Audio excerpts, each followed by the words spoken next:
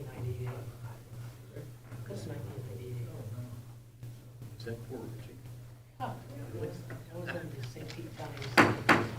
Let's call to order City of Port Richey City Council meeting Tuesday, January 16th, 2024. I'd like to invite Senator Leader Field for the invocation and remain standing for the pledge of allegiance. So, God, we come to you in the precious name of Jesus. We lift us upon the agenda and the council business.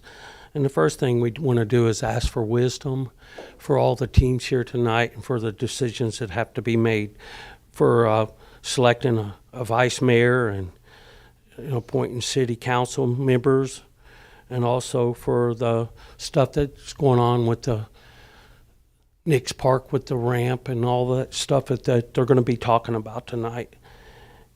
And for me, for the stuff that police needs for their patrol boat, these things is what's needed in our community to make things work together, to bring safety for officers as well as the citizens to work together. Thank you for this team. They're working together. We give you praise, glory, and honor. And each one here tonight, I ask you to bless them, encourage them, strengthen them, and all in the name of Jesus. Amen.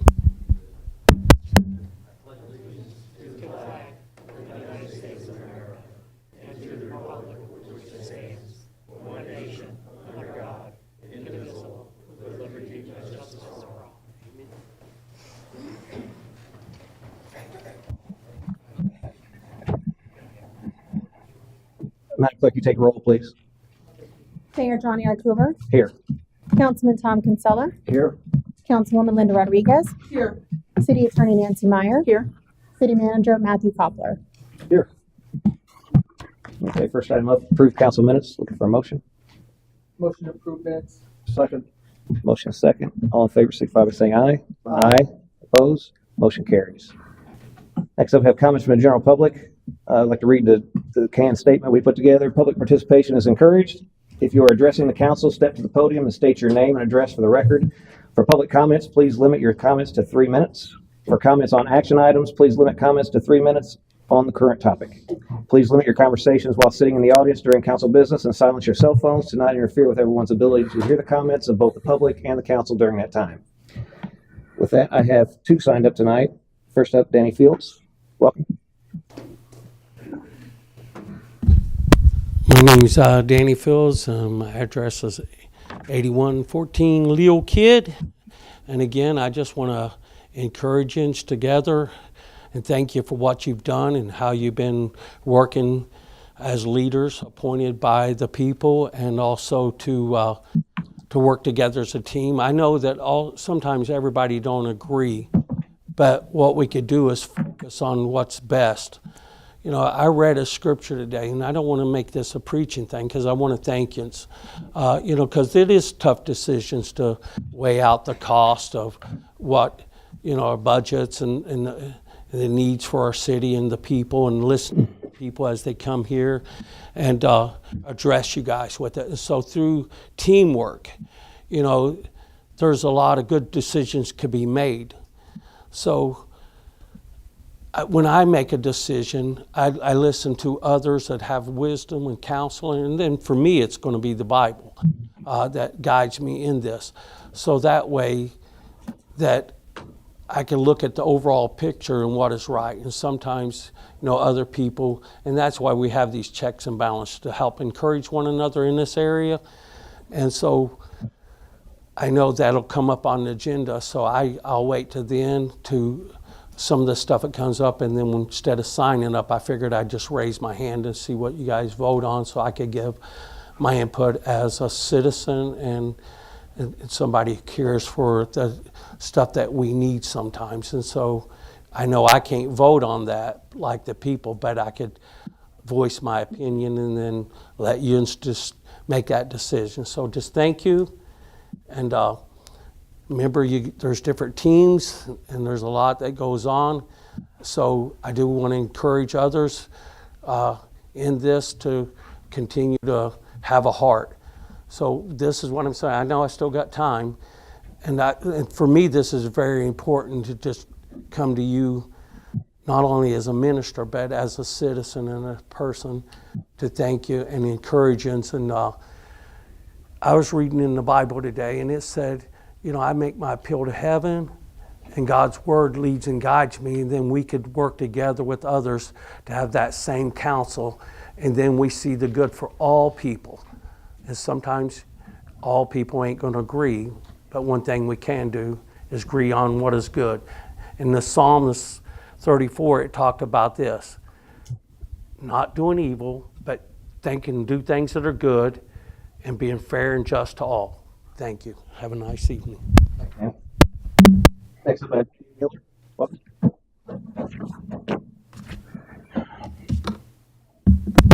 Dave Mueller, 5439 Blue Point Drive. Thank you guys for hanging in there. Unfortunately, we're down 2. Hopefully that will be remedied. Couple follow-up items. I was going back through my notes, and these are things that probably kind of need to be followed up on. It's just for an FYI.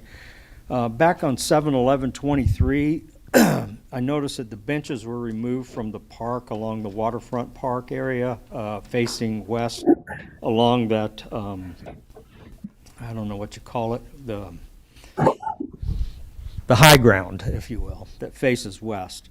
Those have been removed, and there was some indication they'd be replaced at some point in time. I don't know if there's a update on that. This is something. The staff took the effort to look at salary distribution and go through people's salaries, but you know, somehow they forgot the council members. And I think $360 a month for your work is out of line. It just floored me when I heard that. So I just wanted to, I know you guys are aware, but I wanted to make the rest of this city aware that if you're going to retain people, this might be a good time to take a look at that. Anyway, my issue. Also, there was on 10/24, the fire chief requested a fire inspection schedule, and I just wanted to know if that's been started, and are we making progress there, and how's that being received in the community? Thank you. Chief, if you want to comment on that fire inspection thing, you guys are using that already, right? We implemented it right after the meeting and it was approved. We sent letters to all the business community and then started that inspection fee since then. We have received a couple of questions throughout the way, but zero kickback that I'm aware of. Good. I'd heard that as well, so thanks. On the benches that were moved park, I know we talked about that at a previous council meeting. I think that was when you were up here, Sal. Do you have an update on that? I think the intent was to put them back. I can follow up with Public Works. Okay. All right, thanks. That's all signups I had. By show of hands, anybody else like to speak? Seeing none, we'll move on. Comments from the city manager. I turn over to Mr. Copper for his comments. Well, first off, Happy New Year to everyone, since we haven't met since that day. On Friday, January 5th, 2024, I met with property owner and potential developers of parcel land at 8301 Congress Street. The developer is looking to site a potential RV park / campground at this location. And I think you might recall that we had actually put forward as staff, after working with the Planning and Zoning Commission, what we thought would be a remedy to allow a development like that to move forward. And it was pretty simplistic, that it would just be to allow in the A1 districts RV parks. I had an opportunity in meeting with them to get a better understanding of what those developers really are looking to do. And I think an RV park is not exactly what it is that they're planning on doing. They're going to have elements of campground, some other recreational type activities there that I think made me take a step back and say, this isn't the right way to go about it. Working with development services staff and the city attorney, we've kind of put together a new framework that I think would allow a development like that to move forward. But it would be more of a planned unit development rather than a simple, update to the, any of the zoning codes or zoning districts, especially the A1. I think it would allow us to be a little bit more particular about what this would be able to do and force the developer to provide a lot of information in how they're going to manage it, what is going to be there, and again, allow the city to have plenty of review time over it. Unfortunately, that's taken a little bit of time, and I'm still hopeful that the next day or so that we'll have a working draft that I can get out to you to start looking at, because again, this is a fairly comprehensive ordinance that we're going to be doing with this. And I want you to have plenty of time to look at it and get feedback back to me.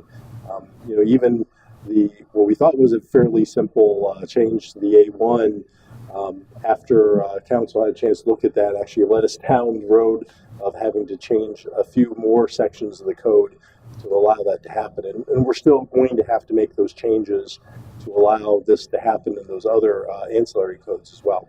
So it's going to be a little bit more complicated, and I want to get it out to you as soon as possible. The plan is within the next couple of days to get that done and out to you.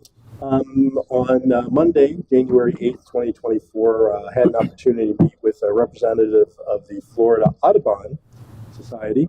And assuming you know that Florida Audubon owns approximately 28 acres within the city. And it's located mostly west of Ebb Tide Lane. That property was gifted to Audubon back in 1997 by the Gibbons family. I think it was an interesting meeting, at least from my standpoint, getting to meet large tract property owners in the city and hear what they're looking at, with the use of that property. And I think the gentleman we met with, a very distinguished member of the Audubon Society staff, has a lot of good ideas in terms of resiliency and restoration, and knowing that that's one of the courses we may be taking to look at, how to prove our coastline here within the city. I thought it was a good opportunity to start talking about partnerships and finding out, what they're about, what they're thinking, and how they plan on going forward to manage that property. Again, the end result, we walked away wanting to have additional discussions about, what we're going to be doing and how they can help, be a part of that future for the city. So that was a very good meeting. Staff continues to work pulling together options to update and improve the city's website. We have right now in hand 2 different quotes from companies that do website updates. And first of all, I think the website is a very important communication tool with our residents, and one that we need to do a better job than what we're doing today. Both of these companies, one is Revise, the other is Civic Plus. I've used in other communities. I know what their pluses and minuses are with those. We're working to get a third quote. Right now, we're running that range of 3,800 to 4,700. In the first year, and then the following year it's going to be a little bit less. First step is to identify a good partner that we can then bring to you and say, here's what we're thinking, and get your input on what your thoughts are, and then figure out how we can afford that, and then start talking about how we want to move forward, because I think it's always good in other communities that I've worked in. We put together a little task force to work with staff to make sure that we're addressing the things that the residents want to see on our website as well. And, as staff, we kind of look at things maybe a little bit differently than what residents look at the website, and so it really is a good idea to get that input so we can again have a website that people can get the information that they really need from the city. Because again, I've always had a vision of a 24-hour open city, and that is one of the best ways to do it. You should be able to be at home and interact with the city, get the information, sign up for things, know what's going on at the council meetings, and actually view what's going on at the council meetings anytime during the day. So We'll work to get that third quote, and then we'll be back to sit down with you to talk about what we can do and what we can't do. As council is aware, we have filled the vacant code enforcement position. Mr. Doyle, who is right over here, comes to us most recently from a code enforcement position with the city of Tampa. Before that, he was a park ranger and code compliance officer for the city of Boca Raton for over 7 years. Mr. Doyle is a FACE Level 1 certified individual, and he's been on the job since January 2nd, getting to know the city and out there, hopefully working with our residents in a good manner.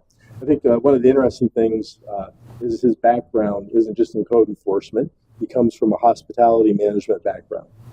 And I think that you were a professor, if I'm not mistaken, at a university in that. So I think it's something that I thought would be a good mix because, you know, he has a good style about him that is easy to communicate with. So we hope and wish him the best for his future here with the city. And again, he's on the job and doing a good job so far.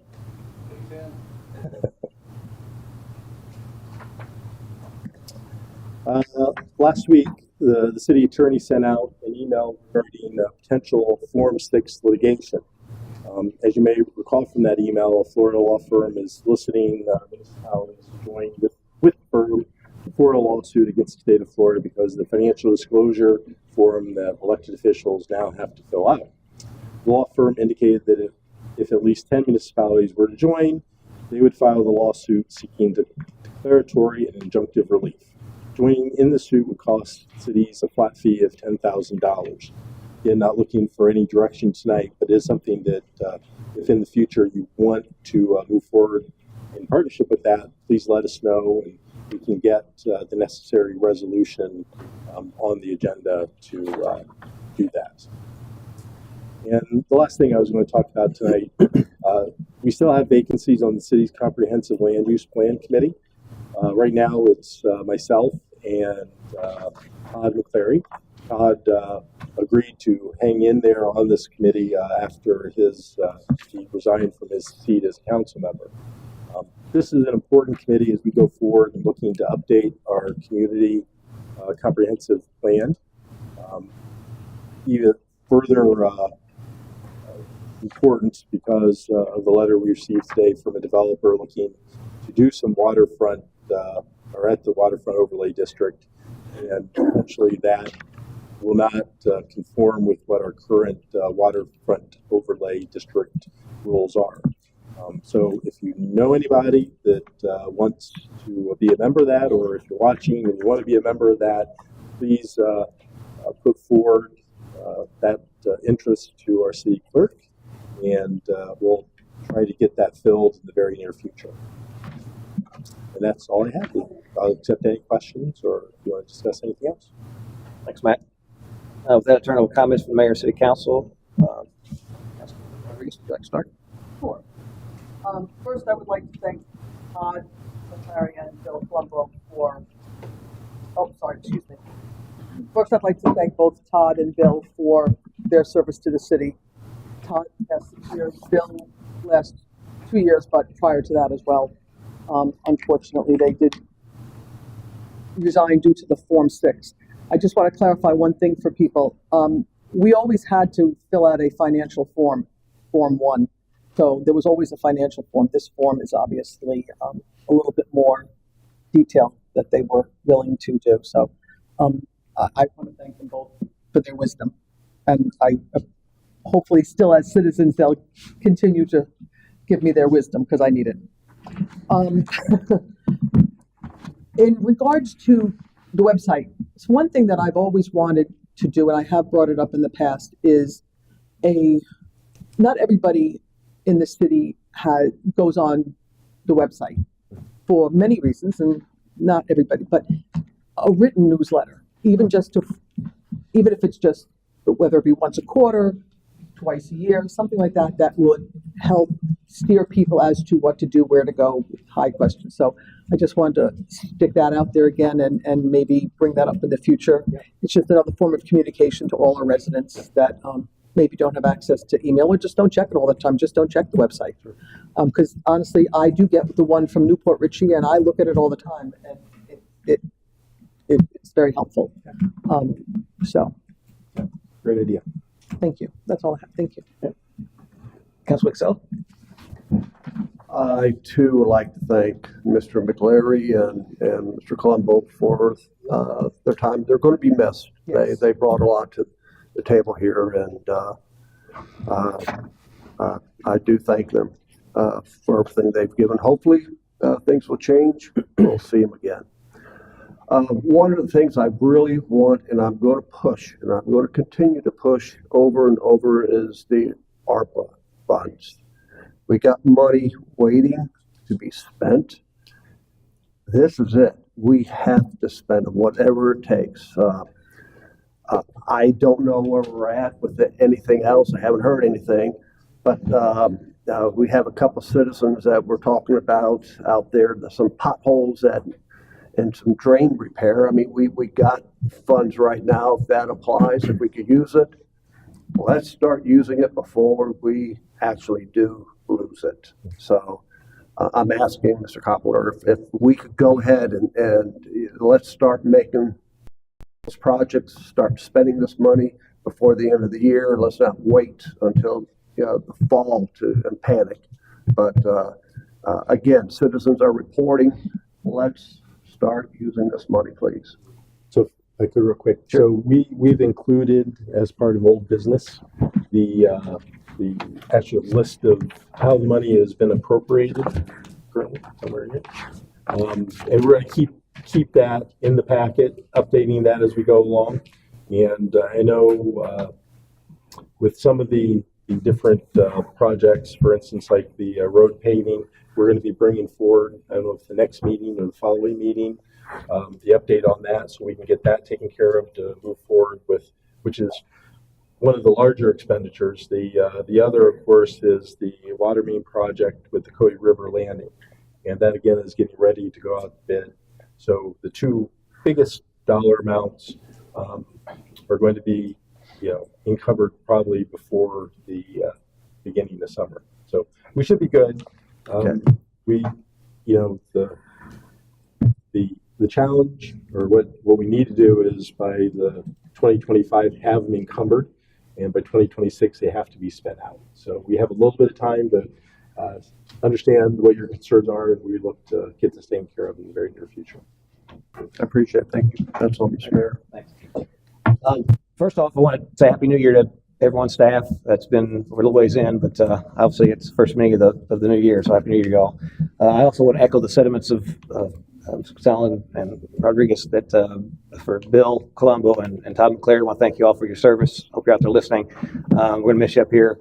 But again, thanks for your service for the city. We understand your reasoning to resign. And I also want to thank you guys for sticking in there. And even though we moved the Form 6, you guys decided to hang on and support the city. So appreciate that. Moving on, I brought up last meeting about some additional Vidalia assistance. I want to provide an update on what I found out on that. So the county was excluded from that additional assistance, and there's categories of FEMA work. You have emergency work, which is category A and B, which we were approved for, and then you have permanent work, which is category C, D, E, F, and G, which we were not. Category C is roads and bridges. D, water control facilities. Category E, buildings plus contents plus equipment. Category F, utilities. Category G, parks plus recreational and other. Unfortunately, the reason that Pasco was excluded from that is a threshold. And I wanted to read an email from Laura Wilcox, who I've been in contact with, to kind of explain a little bit of that. She states that the county was not declared for category C through G, as significant damages in these categories were not reported by the municipalities or county. Category C is for damages to roads and bridges. Category D for damaged water control facilities. Category E is for government buildings, contents, equipment. Category F is for damages to utilities, and Category G is for parks and recreational area damages. Only about $50,000 in damages were reported between the county and municipalities, which is not enough to meet the threshold for declaration of these categories. We worked closely with the municipalities pre and post storm, and even had an in-person meeting with the Port Richey Finance Director, Grant Coordinator, Development Services, and Fire Department for damage assessment and to discuss FEMA public assistance recovery. All damages and impact were attributed to categories A, debris recovery, and B, emergency protective measures. Pasco County and the municipalities were also declared for individual assistance, IA, which is a FEMA program that helps homeowners impacted by the disaster. We started with a mobile registration intake center and had FEMA staff visit nearly every street in Port Richey to register residents for FEMA assistance and provided the Port Richey Fire Department and approximately 100 flood cleanup kits to pass out to residents. After a couple of weeks, we also established a fixed disaster recovery center, which remained in county until the end of October. And then she's attached a brochure to that email that kind of explains the process. In lieu of that, I got Matt in touch with them to just discuss. One, from my perspective, countywide, there was only $50,000 reported in these areas, which seems very, very low compared to the storm that came through and the amount of damage done. I think we probably have more than that.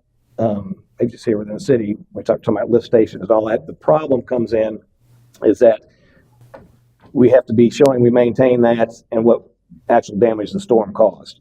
And so going forward, obviously, I would hope that we would do a little bit better job of keeping track of that so that when storms come through, and again, maybe we were able to request something for this, but if not, at least going forward, we'll be able to kind of track that and we'll be able to possibly get some of that funding in the future. So I want to give an update on that, on why we were not included.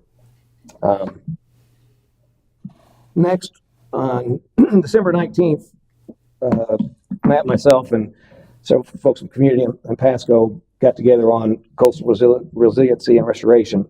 And out of that came some discussions about the Audubon and whatnot. It was a very good meeting. And I think that Matt's on board, going to continue to kind of usher that forward. I know we've been in contact with Carl, the chair of the Port Authority Board. So hopefully we'll be hearing more about that in the future. But that was a very good meeting, made some good contacts, good discussion. And so look for that to progress as time goes on. Next, Matt mentioned an investor letter. I want to read that into the record just for the public to be aware of it. I had mentioned several meetings ago about the interest in the waterfront area down there and how we should be prudent on what we decide to do down there because everything's for sale and there may be things coming down the path that would change that landscape down there. So I want to read this letter. It says, "Dear City Council, as you may be aware, I am a local resident and along with my business partners have engaged to make a substantial investment in the waterfront for Cody River Landing in an effort to develop and substantially improve the waterfront as well as the city as a whole. We understand that from time to time, the comprehensive plan that governs the land use and development, as well as the underlying codes, need to be reviewed or rewritten. We would like to ask the City of Port Richey and the Council to please place attention on the current land use restrictions in the Cody River Landing area, particularly as it pertains to both overall height and density restrictions within the district. As written today, the restrictive covenants could and likely would create a substantial barrier to our ability to invest in the district.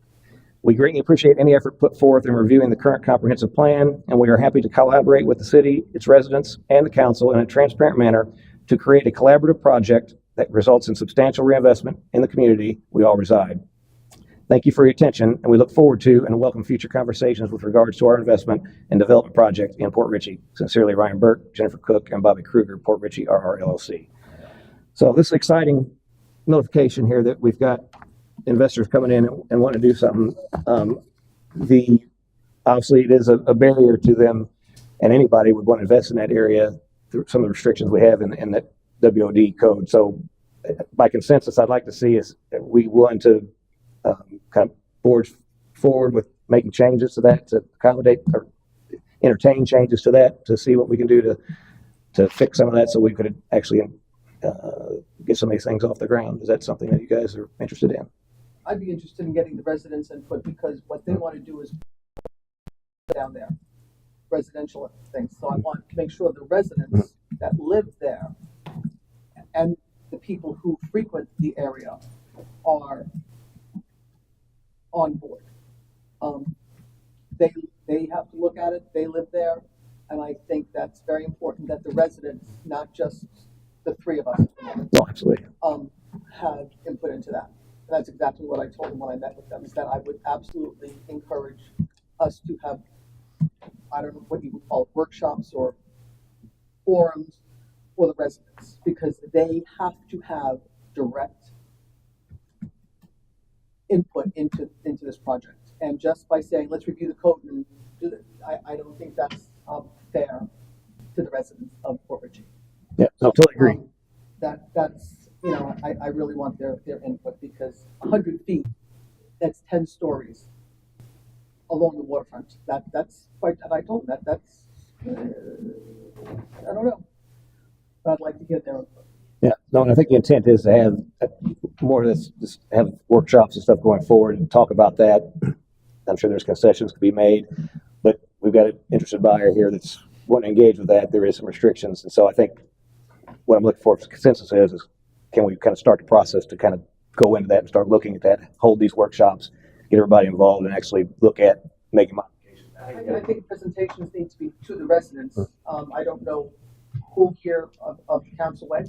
I know I did. We were all invited. I apologize. I know we were all invited. I don't know who went. I did see the plans, and I will not entertain changing anything without their input. Absolutely, will not entertain anything. So I think it needs to go to the residents, all the plans that were presented to us, and I think they need to see what was planned to make sure that they're on board with it. Yeah. I agree with Mrs. Rodriguez, and I think the citizens need to be aware of what really is, what the plans are down there. It's very drastic. It's nothing to what we have, or nothing what we're even dreaming of what we want. That's the change that's coming, or what they want to do. My concern, and if we see where they make a financial commitment to that area, then I feel that maybe we could open up and have some discussion. But to start the city start making these changes without any real commitment from them, I think we may be opening up a terrible situation with, because if they don't follow through with it, we've already made the changes, then that may allow someone else come along, and who knows what direction they'll go with. But I agree. We need the citizens' involvement. We need let the citizens take a look at this and see what they feel, and this is something that the direction they want to go. I'd also like to say this really, what they're posing is all on, quote, private land. And the Cody River Landing improvement that we have planned is to the city, the streets, the landscape. It doesn't, in my mind, it doesn't affect. Continuing with the Cody River Landing project is important to the residents here, and that doesn't affect. I don't want to wait for them to build their stuff to do that. We have a large financial investment in those plans, and the street lighting, the sidewalks, all that is our responsibility anyway. So I think we need to continue. I don't want people to think we're not going to do Cody River Landing because we might do this project. I think those are two separate entities, and we need to continue with improving our streets and lighting.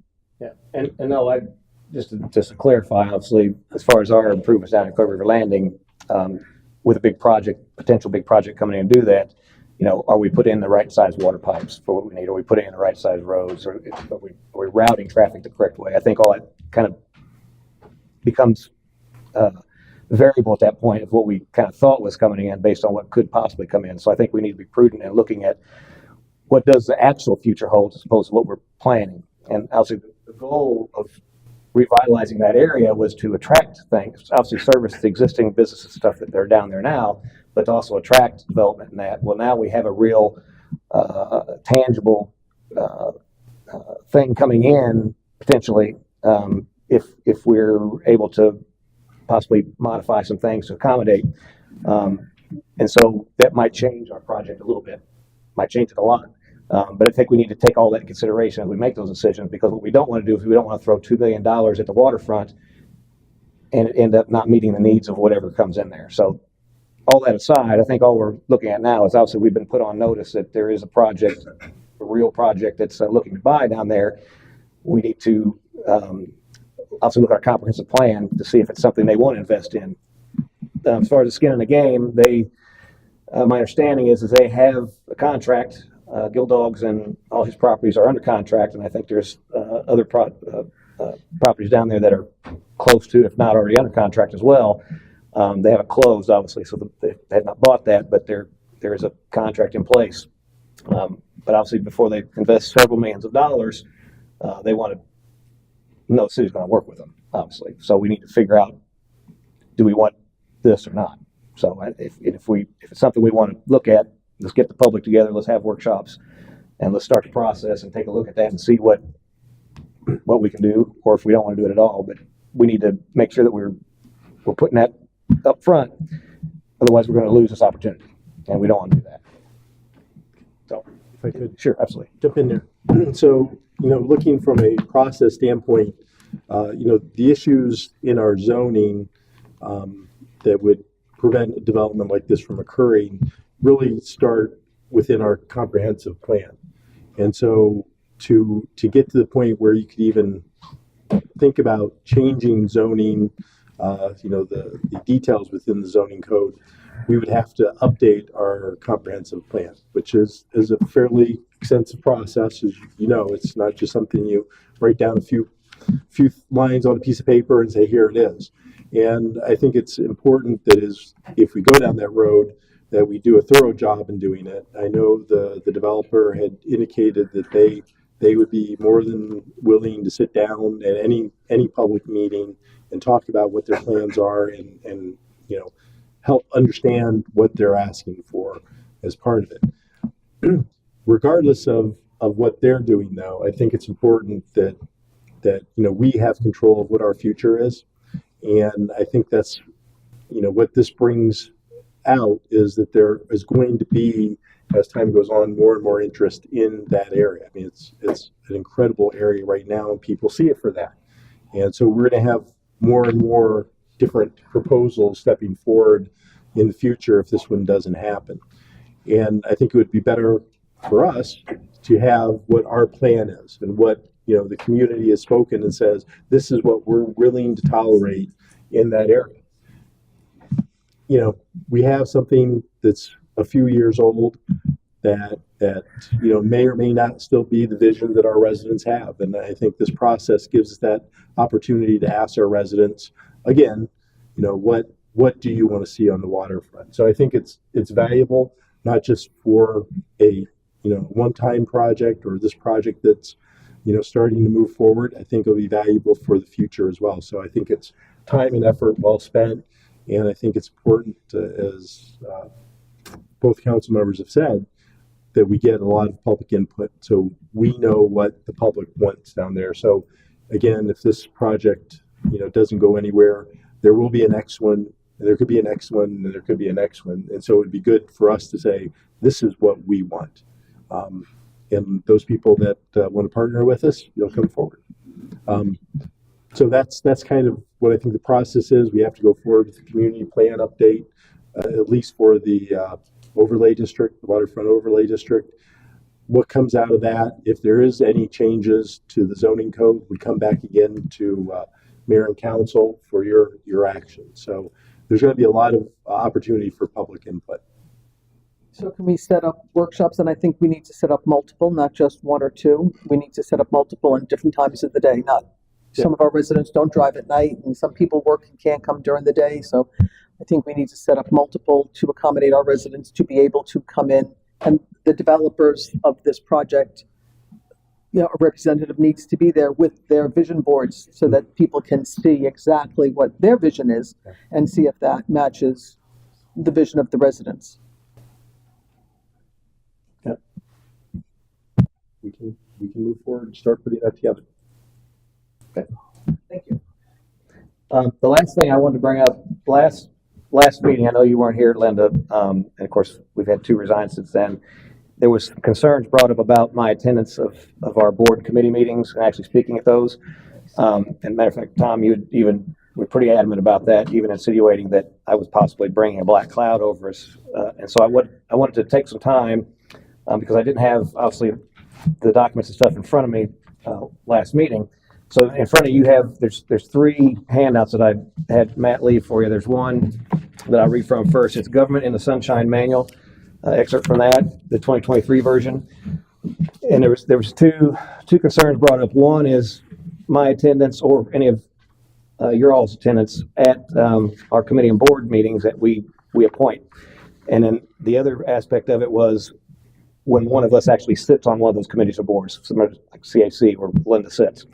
So I'm going to read from the Government Sunshine Manual, item C, what meetings of members of boards are covered, application of the Sunshine Law 2.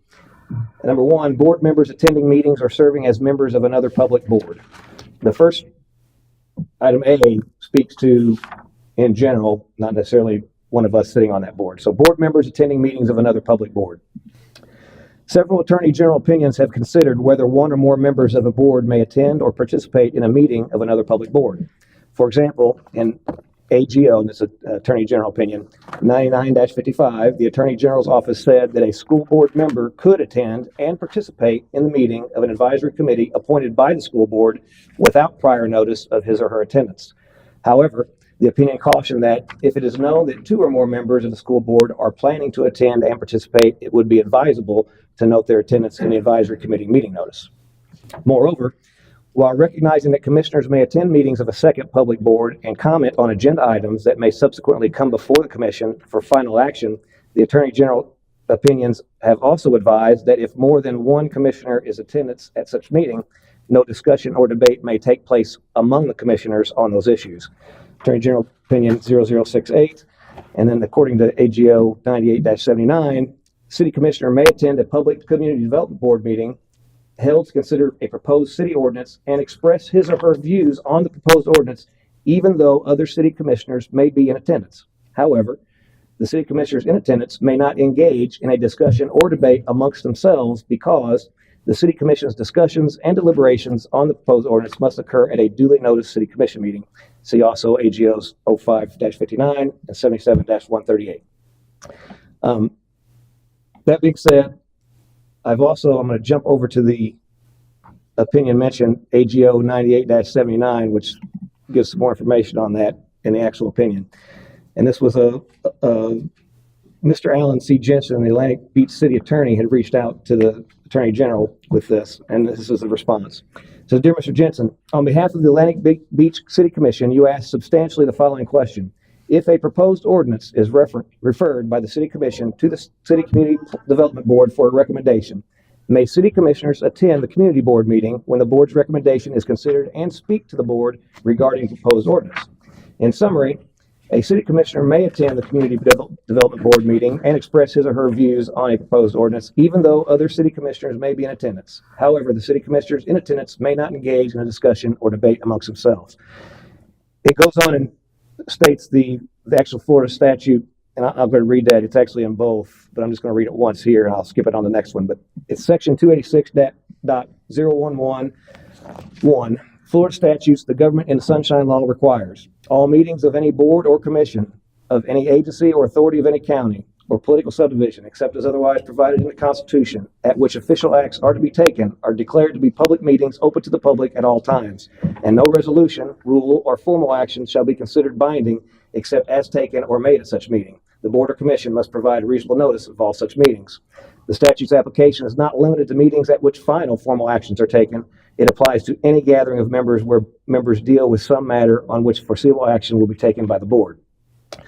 Thus, the courts have recognized that it is an entire decision-making process that is covered, not merely meetings at which a final vote is taken. And then the letter goes on, after that statute, you state that the City Commission appoints the members of the City Community Development Board. The Commission has referred a proposed ordinance to the board for review and recommendation. As a publicly created board assigned the responsibility of reviewing the proposed ordinance and making a recommendation to the City Commission, the Community Development Board clearly is subject to the requirements of section 286.011, Florida statutes. According to your letter, City Commissioners are interested in attending the meeting of the Community Development Board at which it considers the ordinance in order to express their support or opposition to the ordinance. This office has stated on several occasions that members of a public commission may attend private forums sponsored by private organizations and express their position about issues facing the commission without violating Sunshine Law, so long as they do not discuss or debate the issues among themselves.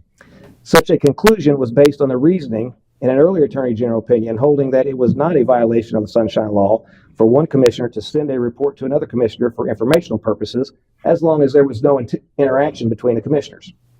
Similarly, this office has concluded that the Sunshine Law is not violated by a board member expressing his or her views or voting intent on an upcoming matter to a news reporter who the member knows will publish the account in a local newspaper prior to the meeting, as long as the member is not using the reporter as an intermediary to communicate with other members to circumvent or evade the requirements of the Sunshine Law. In keeping with the rationale of the above opinions, it appears that a city commissioner may attend a community development board meeting and express his or her views on a proposed ordinance, even though the other city commissioners may be in attendance. However, the city commissioners attending such meetings should be cautioned not to engage in debate or discussion with each other. The adoption of the ordinance is a responsibility resting with the city commission, and the city commission's discussions and deliberations on the proposed ordinance must occur at a duly noticed city commission meeting. Moreover, if the community development board has been advised of the city commission's members' intention to speak on the proposed ordinance, it may be advisable for the board, in noticing its meeting, to include notice of possible attendance and participation of city commission members.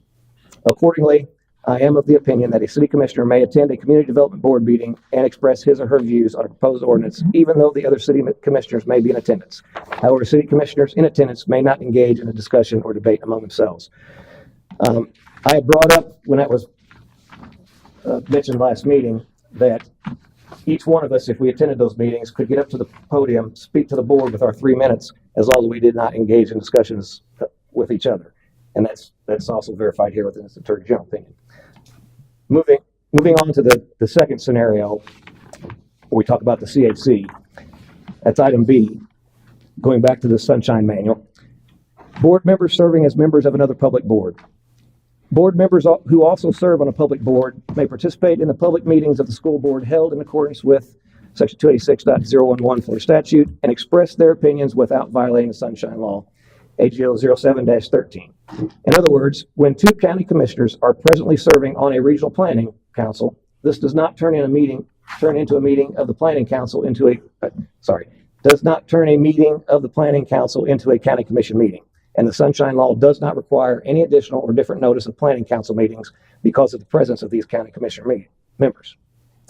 Similarly, AGO 98-14 concluded that membership of 3 city council members on the Metropolitan Planning Organization did not turn a council meeting into a Metropolitan Planning Organization meeting that required separate notice.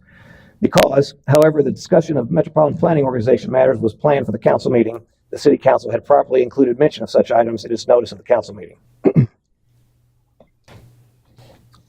Additionally, in AGO 9195, which I'll read in a minute, the Attorney General's office concluded that a county commissioner may attend and participate in the discussion at a public meeting held by the governing board of a county board on which another commissioner serves.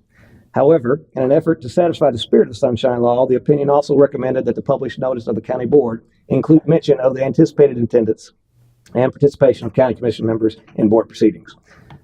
So if I go over to the AGO 9195, this was a letter from James Sisko, County Attorney, St. Johns County. You asked the following question, it states: to comply with the Sunshine Law, must a meeting of a county board or agency be designated, noticed, and conducted as a meeting of both the agency and the St. Johns County Commission when one county commissioner sits as a member of the agency and other commission members may attend or participate in the agency meeting, assuming that matters under discussion at this meeting will subsequently come before the St. Johns County Commission for action. In summary, a county commissioner may attend a meeting of a county board or agency upon which another county commissioner serves as a board member and may participate in the discussion of matters which may foreseeably come before the county commission without being in clear violation of Sunshine Law 286.011 Florida statute, if reasonable public notice of the agency meeting has been provided to the public. However, it may be advisable to include mention in the published notice of a county board meeting of the possible attendance and participation of county commission members in the proceedings of the county board or agency. Your letter states that St. Johns County has various agencies, committees, and boards which make recommendations for action to the Board of County Commissioners. Such agencies include the Tourist Development Council, the Community Redevelopment Agency, and the Aquatic Preserve Committee. Often, a member of the Board of County Commissioners serves on the governing board of the agency. The agency board meetings are advertised in advance, are open to the public, and minutes are kept. You state that on occasion, when an item is on an agency agenda for the purpose of making a recommendation to the Board of County Commissioners, commissioners other than a commission member of the agency may wish to attend the agency meeting and participate in the discussion. The topic under discussion may be of special interest to the visiting commissioner because it affects his district or for other reasons. Since the meeting is advertised only as an agency meeting and not as a meeting of the Board of County Commissioners, the situation creates what you perceive as a possible sunshine law problem due to the presence and participation of 2 or more members of the Board of County Commissioners. It then goes on and states the Florida statute again, which I won't read. And then finally after that, the test for determining whether a violation of the law has occurred is whether the members have dealt in secret with any matter on which foreseeable action may be taken by the board. In this case, no attempt is made by the county commissioner to meet in secret. Rather, any discussion is undertaken at a public, duly noticed meeting at which minutes are recorded. You state that reasonable notice of these agency or board meetings has been given pursuant to 286.011 Florida statute. This office has suggested that what constitutes due or reasonable notice is variable depending on the facts and situation and the board involved. In each case, however, an agency must give notice at such time and in such manner as will enable interested members of the public to attend the meeting if they wish to do so. The essential element of such notice would appear to be notification to the public of the substance and topics of discussion to be undertaken at the meeting. While due or reasonable public notice should accurately reflect the basics of the meeting to be held, that is, the time, place, and agenda of the meeting, and should indicate what board is calling the meeting, I'm aware of no requirement that such notice contain mention of all the possible attendees of such a meeting who may, in some combination, constitute a board or commission under the Sunshine Law. However, it may be advisable in those situations where county commissioners plan to attend a meeting of a county board that the notice of the meeting reflect this fact. A statement in the published board meeting notice that county commission members may be in attendance and may participate in the board discussions may be sufficient to alert the public to such participation. In any case in which 2 or more boards or commissions are holding a meeting together, the notice provided to the public should make the joint nature of the meeting clear. However, 286.011 Florida statute should not be read to require that such notice designate a meeting of the county agency board as one held jointly with the county commission merely because members of the county commission may be in attendance at that meeting or may enter into discussions on matters which may subsequently come before the county commission. Therefore, it is my opinion that a county commission member may attend and participate in a discussion at a public meeting held by the governing board of a county agency or board on which another county commissioner serves, without clearly violating 286.0112 Florida statute, if the agency meeting is held in compliance with the Sunshine Law. However, in an effort to satisfy the spirit of the Sunshine Law, this office would recommend that the published notice of a meeting of a county board or agency include mention of the anticipated attendance and participation of county commission members in board proceedings. So I went through all that. I'm sorry it was long, but I wanted to make sure that I had all the information out there that I have looked through. And one thing that I did discern from this, obviously, is not that it's required, but that in the spirit of Sunshine Law, if we could make a modification to our board and committee minutes, just a statement that 1 or more council members may be in attendance, just to lay that out there. Because I will continue to go and engage in that process. And I'm not breaking the law by doing that. It's perfectly within purview. It's been opined on several times by the Attorney General. So is there any questions on that? Yeah, is there any more recent decision on this? This all is over 25 years old. And I know that things change, our laws change on a yearly basis, but this opinion is way over 25 years. I don't know, I'm asking. So good question. I'll turn over you. So My guess would be no, because what this started with was the Government in the Sunshine Manual. That's up to date. That's a 2023 edition, and these are the AGO opinions that they reference. This is probably the relevant AGO opinion on that topic, and that's why it was referenced. There may be something out there that talks about it similar, or I'd have to do that research I was not asked to do to completely answer that question. But I will say I don't think this information changes anything that was opined on last time we talked about it. It's not a clear violation. It was cautioned that it could bring an allegation that the city may then have to address. Yes, there may be an AGO opinion that may support it. the facts are, it's very fact specific, we'd have to deal with that. So the caution was maybe not the best thing to do. There's nothing that absolutely says you cannot do it. It was the caution that it's not the best course of action in a legal person's opinion, not in a mayor's opinion, obviously. And then that, of course, there was other comments from council that had their own opinions about that. So if you want me to see if there's other opinions, I can look. I don't think there'll be anything different, or I would have already provided that to you. If that answers your question, I hope. Thank you. Okay, I just wanted to say, previous council was very clear in not allowing two council persons at meetings, so I want to just say, Because that is the best advice. yeah, well, I just want to say, I wasn't here, as you said, and that's CAC. When I was appointed to the board, Tom had to, one of us had to come off CAC because that was the point of our council at that time. So I don't think that was personal, Eric. I think it was just that we didn't want to get into hot water. I wasn't here for the meeting, but that was my perception when I saw the meeting. So it was nothing, in my opinion, it wasn't anything personal. It was just that I probably would have said similar or thought I did think similar only because of what I was told prior to. And that's really my goal, obviously, was to inform the rest of the board. Because I think Tom had mentioned when he first joined, he said that you wanted to attend some of these things, and you were told no. Yes. I was told no. So, And I obviously wasn't there for those conversations. I can say my answer would be what it has been. I would caution you not to. So maybe my words aren't the same, but I think the answer is the same. Yes. Good. So I just want to make that clear to everybody. It wasn't that, it was just council's, we were told by council not to. So. any other comments on? No. Thank you. And that's all I had. So moving on, comments from boards and committees. Do we have any? Yes. Turn the floor to you. The CAC met on the 4th of January. Try to pay attention to her. Okay, I got it on. CAC met on the 4th of January. A couple of things that I brought up last in December, so want to follow up on them.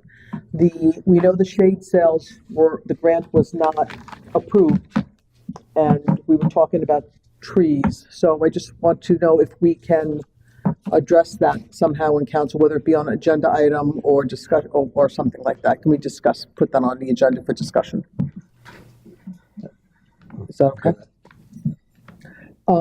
We also talked about painting a mural, some sort of a mural on the park walls, like Olsner Park and stuff like that, or the sides of like restroom walls and stuff. And the committee had asked for. Dave was kind enough to do that for me when I was near $6,000. So I don't know where that would come from. I don't know if there was grants available, but can we investigate that to see if there's any grants for murals or anything like that? I don't know who I'm talking to. Somebody help. He's writing feverishly. Okay. I'm writing. Thank you. We still have an open seat on the CAC if anybody would like to join us. We did have two, and we did fill one, hopefully. There is a city property across from Olsner Park that the city has acquired, and we have been in talks with, is it USF? USF, right? Florida Extension Service. Thank you. Florida Extension Service for a community garden in that area. So I know Mr. Cochran has been working with the CAC member and working on that. So I just want to let everybody know that's in the works. One question that we had is, does that flood? Like with planting and stuff like that, does that area flood? I don't know the answer, nor did anybody on CAC that time. Dave's got his hand up. I don't know if you can answer, if you can talk right now. You have to. Dave, did you want to ask? Go ahead. Sure. Okay. He said yes. Dave Mueller, 5439 Blue Point Drive. I talked to the neighbor just to the west of that property, and there was high water in his house. But when I drove by that, there's a ditch all the way around that property between his and the other, and it looks like that ground is an awful lot higher. So I don't think we're going to have the flood issue that we were thinking. So we need to clarify that. A couple of things that came up in the meeting on Saturday, March 2nd, it's Keep Pasco Beautiful. And we were talking about having the city join that, so, March 2nd, so if we can get details on that. And April 22nd is Earth Day for cleanup. Now, there is, at Cruise Lake Wilderness Park, they have hazardous cleanup that people can do batteries and paint and that sort of stuff. So that is on the website for, Earth Day for Pasco County. One thing that we had a lot of discussion about is we are coming up on our 100-year anniversary next year. And we really need to get going on this and have meetings and start working on this. It shouldn't be a small little thing. So I have a bunch of ideas that people came up with. I won't go through. It'll be like geared towards the 1920s and paying homage to that. So, so we would like to get going on. Go ahead. Can I go back to what Please I did? do, yes. We'll get back to that. On the, it's 5219 Miller's Bayou, is the property that you were talking about. So we did meet with the cooperative extension. We are still in the process of acquiring that. Actually, Okay. I received a letter from the county last week that I had to sign saying that we agree that if for whatever reason we don't use it for the intended purpose we have, it will go back to FEMA, I guess, for the most part. So that's still working its way through to actually get the ownership of that. To answer your question on the flooding, we'll be able to answer that question because a part of what we're looking at doing is doing some engineering to see what we can do there. Okay. So we'll be able to get that answer directly, what the problems are and what potential problems could be, so we'll know that. Good. Going back to 100-year, I guess it was something that internally we were kind of talking about because I had asked the question, what are we doing? Because a lot of communities, do celebrate their 100-year anniversary, and we shouldn't be any different than that. Mm-hmm. Other communities will appoint committees to oversee it. I didn't know if that's one of the things being brought up, or is CAC going to lead that effort up? I think it's something we need to talk about and decide, what the point group is going to be for that. I think it would be a good idea to have someone assigned as a group standpoint to kind of lead us through that process. The CAC is very excited about the 100-year anniversary. Whether they're all volunteers and I don't know if that, it's like a big undertaking to lead to a volunteer, and obviously a big financial commitment from the city part. So I think that needs to be a discussion between us to find out how we want to organize that. I know members of the CAC are more than willing to jump in and help. If it's the council's vision that the CAC run it, then we'll work on that and do the best we can. But I think that needs to be a discussion up here, and we'll go with that. But I think it needs to be everybody's. But there's big financial, obviously. Do you want to put that on a future agenda to have that Yeah, discussion? that's fine. Yeah, any of these topics that you want to put on the agenda, so we can close some of these out. I did not talk to you about this ahead of time. Sorry, Mr. Coupler. May 11th, we'd like to do a garage sale, a city garage sale. Now, what that would be like, I have a garage sale at my house, you have a garage sale at your house, and just advertising it and not go one specific spot. But right now, there is a $5 or $10 fee for the garage sale. $2 an hour. Or $2 or something like that. Is there any way to waive that? I don't know why. But anyway, that's the question.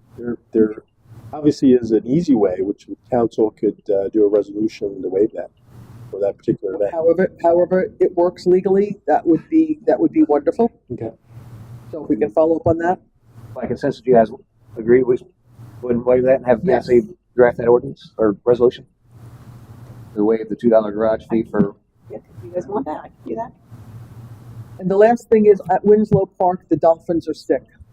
They need help. I guess their tails are falling off. They need to go to the Florida Aquarium and get new tails, like winter.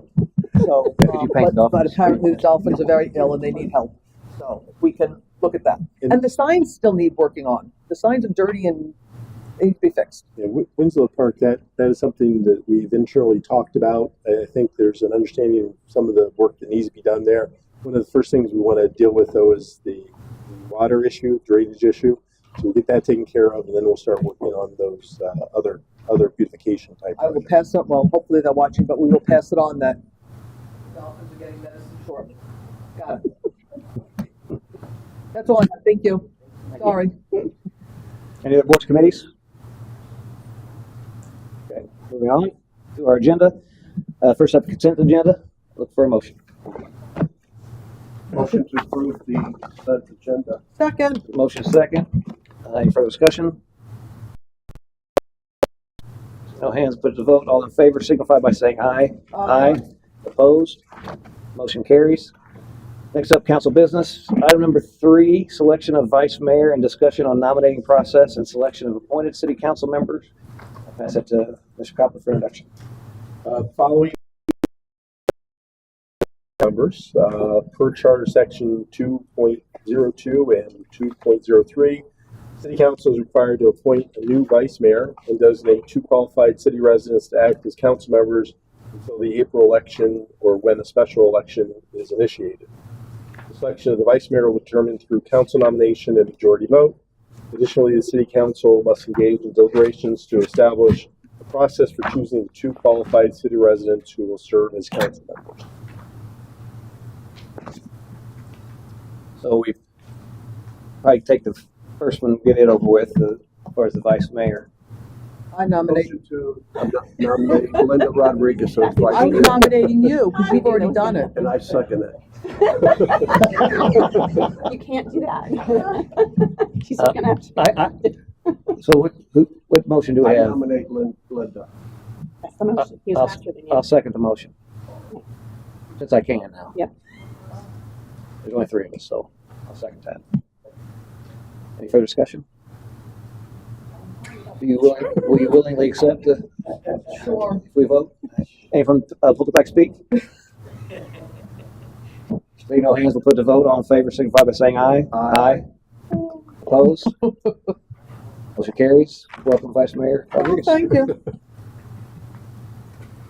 Okay, on the other side of this action item, we need to actually discuss the appointments of the other 2 council members. So I'll open it up discussion on ideas. I know in the past, we've had a separate meeting where we announced it to the public and the public came in that were interested and had some time at the podium to talk. I don't think that's required. I think we can just do nominations if we want, however you guys. Your charter just says that there will be, council will nominate qualified residents and by a majority of vote of their remaining council members, that person will be chosen. So you guys could just nominate them or try something. Like you mentioned. So with that, what are your thoughts on one of the 2 processes? Are you guys on board with just nominating tonight, or do you want to push it to next meeting and announce to the public and have people come out and interview per se? Well, next meeting is next week. Mhm. It's not like it's a long way away. Right. Honestly, I've talked to many residents, and although they would love to do it, they're not willing to do the Form 6.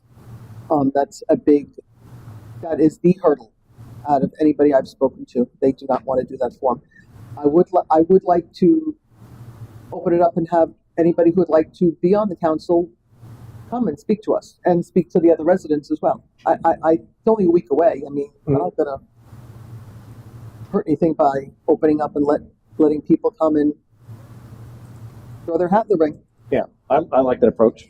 So, Yeah, I think allowing our residents to send us an email and show their interest, but they also need to understand that they too will have to comply with that new disclosure. So they need to be aware of that.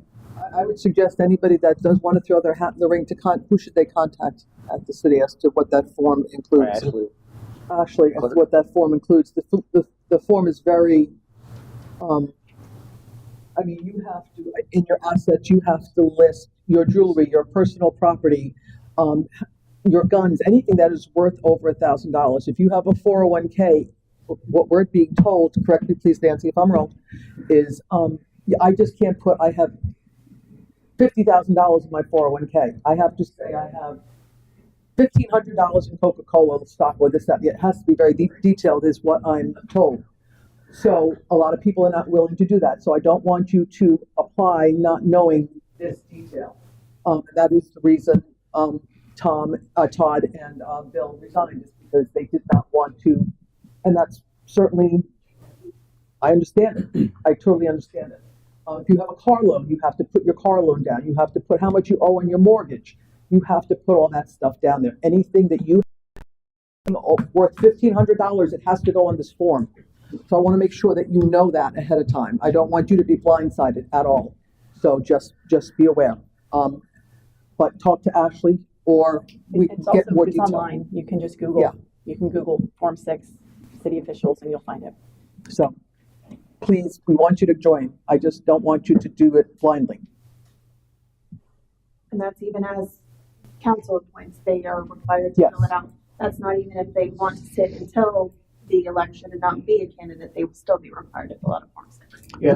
The reason the two gentlemen resigned when they did was because if we were sitting in council seat on January 1st and resigned on January 2nd, we still had to fill out Form 6 by this July.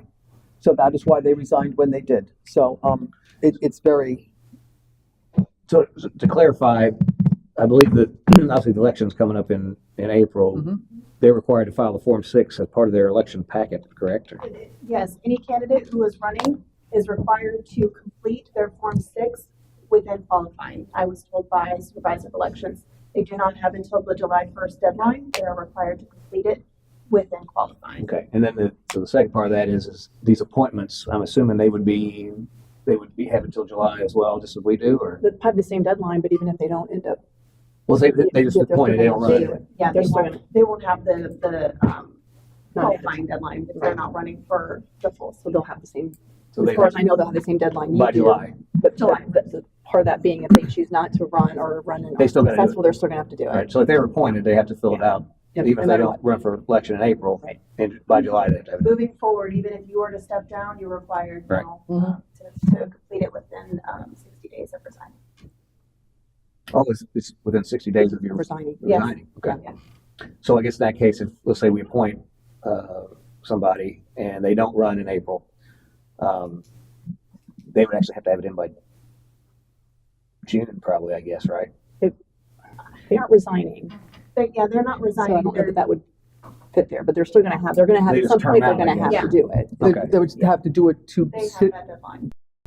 I think the July deadline would still apply because they're not resigning. That's a different, Right. Okay, well, bottom line is whoever you're gonna do it. these folks You're gonna end do up being, At some they're point, required, they would, once they sit up here, will be required to do Form 6. Yes. Not that any of us like it. So I think consensus, next agenda, we notice the public and say if you're interested in coming out to council to be appointed, show up at that meeting and be ready to speak. And So- pass the word. Pass the So- word to all the residents. If you know somebody who is you think would be a great candidate, please tell them to come. And so you're not asking them to submit an email first, they just show up to the meeting Oh, and, yeah, that's good. Yeah, that's good. I do want to advise that it's Tuesday on an agenda week, so if you're giving them a deadline, agendas do go out Thursday, so if you want it included in the agenda, then you can give them a deadline, or if you want them to just come to the meeting, it's completely up to you. We can still have time for an agenda item, but not Yeah, necessarily. I think if people are interested in hearing, they're listening or whatever, send Ashley, the clerk, an email with your interest and plan on being here next meeting. At the end of the people that have reached out and actually did that, I'll also open it up to anybody else who's interested and we'll hear from them too. So you won't be, if you don't reach out, you won't be excluded. Is that fair? Yeah, that's fine. So next meeting, just make sure if you're interested, show up at the meeting. And obviously beforehand, reach out to Ashley if you can. If not, just show up and we'll listen to you. we'll just have a generic item on the agenda for that. Right. Kind of like tonight, how we did it. One other thing real quick with that, at your desk also is the ordinance that the city attorney had put together for us to schedule a special election. it's going to be scheduled the same day as the regular election, but because one of the seats is an unexpired term, the charter requires it to be a special election. And so we didn't want to just throw it on the agenda tonight. We just wanted you to be aware that this will be on the next agenda to set that date. For discussion on that? Is there somebody from public speak? Yeah, David Hester, Marina Palms Drive. Full address, please. For, Need your address. 451 Marina Palms Drive. If we wanted to run for it, would we actually have to be here? Because I'll be in California that week for work. That's interesting. So you're interested, but you won't be here for next. Was that? So you're interested, but you're not going to be here. Be here because I'll be in California working. But you're interested in being on. Yeah, interested, yeah. Thank you. Now, or you? Why don't we ask him, if that situation like that occurs, why don't we ask them, like submit a letter or something, like? Your process, however you want to handle it. What do you think? I would like to know who the person is and you know, some background, get to know the individual and why they want to be here. I mean, I'm okay. So it's on the agenda now. If you want to hear from him now, and then we just hear from the rest. Put him on the list. Yeah. Is that But you okay to bring I up? don't know if he's- Are you prepared to talk now, or give us your elevator pitch? Off the cuff, sorry. Yes, I'm prepared to talk now. A little bit about me, retired military. I spent Air Force, and also I spent 5 years as a cop in St. Petersburg. And then I had left that to go 12 years with the Defense Intelligence Agency. Now I work for an automotive company, and I make parts, and that's why I go out and work for Tesla for a couple weeks. And so that's what I'm doing. And I lived in town for almost 2.5, almost 3 years now. And I'm actually a Florida native, born and raised in Bradenton, but lived all around the world for the military. And I'm very interested in efficient and responsive government. Any questions? How many years military?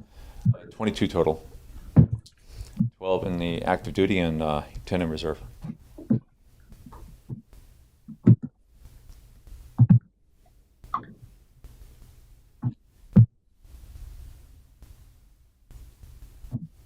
What?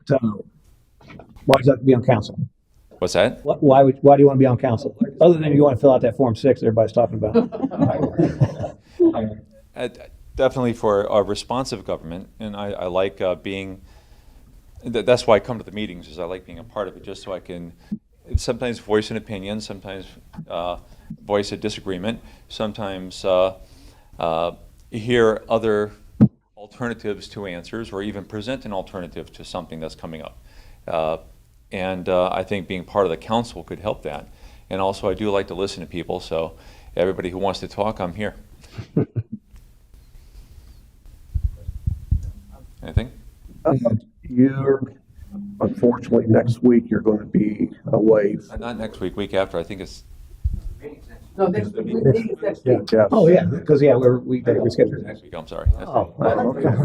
Well, because it's usually every other week, that's why you're talking about that. Yeah, I thought it was the other week. So, So you yeah, I travel like 1 or 2 weeks a month, so that's. Would coming to the council meetings hinder that with your work schedule? Not usually, not usually. I'm a regional IT manager, so I have 9 plants in 5 states I'm responsible for. So that's where I have to travel. But usually it's just a few days, and usually on Tuesdays I'm here. Usually, but not always. Could you still come next week, would you mind? Yeah, I'd be happy to. Okay, great. Thank you. Anything else? What is your name? David Hester. Thanks for your interest, David. Appreciate it. Thank you for your. Question to you regarding any potential residents that want to be on council and appointed. If they do send correspondence to me, I can send them the City of Port Richey form that shows their name, address, time they've lived here, if that's okay with you guys. Okay. Thank you. And then, of course, moving forward, if you want any more, if anybody doesn't submit it during or before the meeting, we can do that after. Anyone else like to speak on this topic? Seeing no hands, we'll move on. Item number 4, appointment of members to boards and committees. I'll pass it to Mr. Coppola for introduction.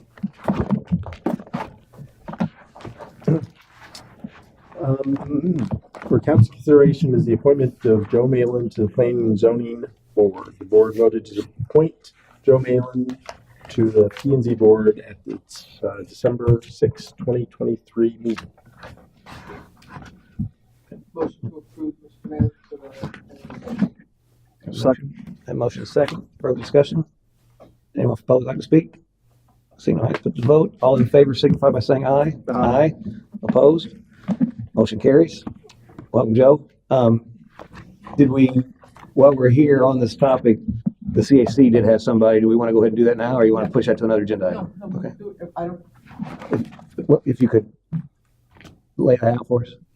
sure. You need to, well, I can do it if you want. So, Yeah, go ahead. since I was at the meeting, see how valuable that is? We had somebody come before the CAC, Cherokee Sampson. She's here tonight as well. She was interested in joining the CAC, and she'd like to be considered, and the board approved Yes, we bring did. it to us. So, if y'all want to make a motion for that, we can. I motion to approve Cherokee Sampson to the CAC. Second. A motion and a second. Any further discussion? Anyone from the public like to speak? Seeing no hands up, put that to vote. All in favor, signify by saying aye. Aye. Opposed? Motion carries. Welcome, Cherokee. Thank you. Next up is item number 5, approval of Citizens Advisory Committee Resolution number 24-01. I turn it over to you for, turn over to Nancy for introduction.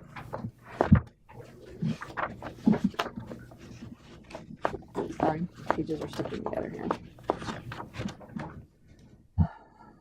Have this all done, Bill's not here to. I know, I did it in memory of Bell. Resolution 24-01, a resolution by the City Council of the City of Port Richey replacing resolution number 0411 with this resolution allowing for the Citizens Advisory Committee to continue without interruption, as well as establishing procedures for the Citizens Advisory Committee and clarifying Citizens Advisory Committee's purpose and function, and providing for an effective date. As you probably remember, this has been in front of you a few times. I think I finally got it the way you want it.